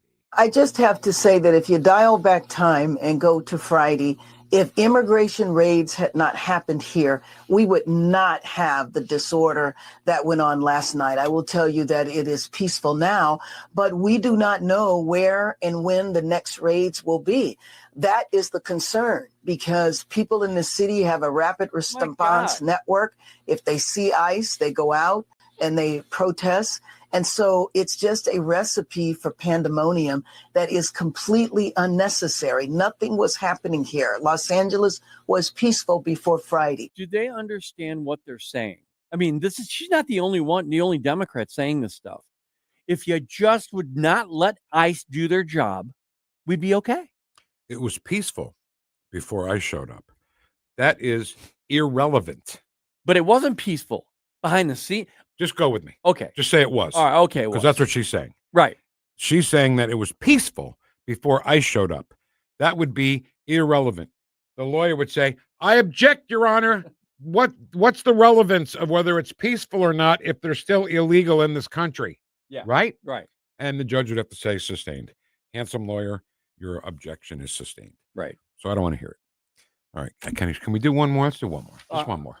Okay. No? No, we don't have to. No, we can. No, Let's do one more. Spin the wheel. There we go. By the way, you can watch along on the stream of the wheel that goes both ways. It hurts my eyes. I can't look at it. Yeah, me too. I'm hypnotized by it. Oh. I'll be damned.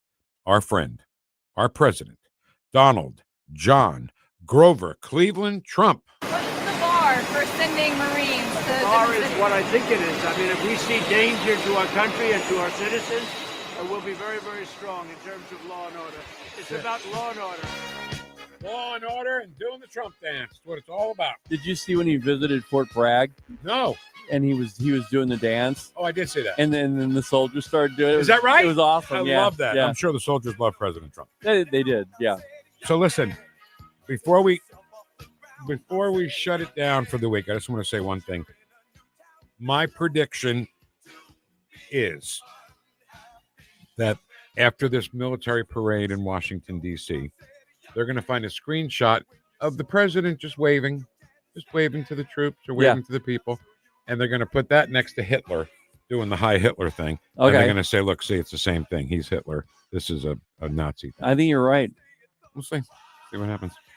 All right, let's go. That's all the time we have for the Wheel of Apocalypse. How did you say that?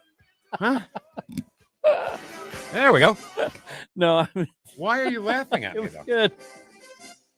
The wheel. You sound like Maxine Waters a little bit. Oh, thanks. The wheel. How do you do Whipping Maxine Waters? Black people. All right, listen. I forgot what to say. Oh, this is Vic Porcelli saying, help control the liberal population. Have your liberal spayed or neutered. Goodbye, everybody. All right. Cowboys whipping black people. The wheel. If you of see them at a auto gasoline station. That was the best audio thing she could get, by the way. She's a U.S. senator. It was horrible. And she, gasoline station, get up in their face and tell them they are not welcome. No, exactly. I think that they do that on purpose with her. They do. Their own party? Yeah, I think they do. I mean, because I can never get a clean audio clip from her. Get something to give her that we can't understand her, so we can't play it on Ken's show. Right. That's so funny, Ken. It makes me mad. She's terrible. I try to get some audio from Maxine Waters, and I just can't do it. Ken, I got to tell you, Greg Gutfeld does the best Maxine Waters jokes. It's just so funny. Does he? It's just so funny. About the wigs that she wears and everything. Did you remember the one time when she had the wig on it, it was turning, and she kept trying to move it, and it was on sideways or something? It was so funny. And it was true. It was her. Yep. What, can't they glue it down? Well, yeah, I'm sure they can. Well, why don't they? Yeah, I don't know. All right, listen. Happy Father's Day to all the dads out there. This Sunday is Father's Day, right? Yes. Okay. Happy Father's Day to all you dads out there. To you, Ken. Thanks, and to you as well, Vic. Thank you very much. Daddy Vic. Thank you. And be careful this weekend here in St. Louis, because the idiots will be out. Manchester and Weidman, just because it's local to me. That's why I know it's going to be there. And a message to everybody, just don't get involved with it. If you're MAGA, just stay away. Don't wear the hats. Do nothing. Just stay away from it. Ask yourself, is this a trap? Is it a trap? And I think it is. And don't fall into the trap. Thank you so much for having the record player on at night to listen to us this morning. Make sure you have the record player on at night. And Kenny and I will see you Monday morning, 9 o'clock. Chris Arps, get home safely, buddy. We're thinking about you. Oh, yeah. Have a great weekend. And keep it here on 101.9 and 94.1 News Talk STL. Number one for live and local conservative talk. Whoosh.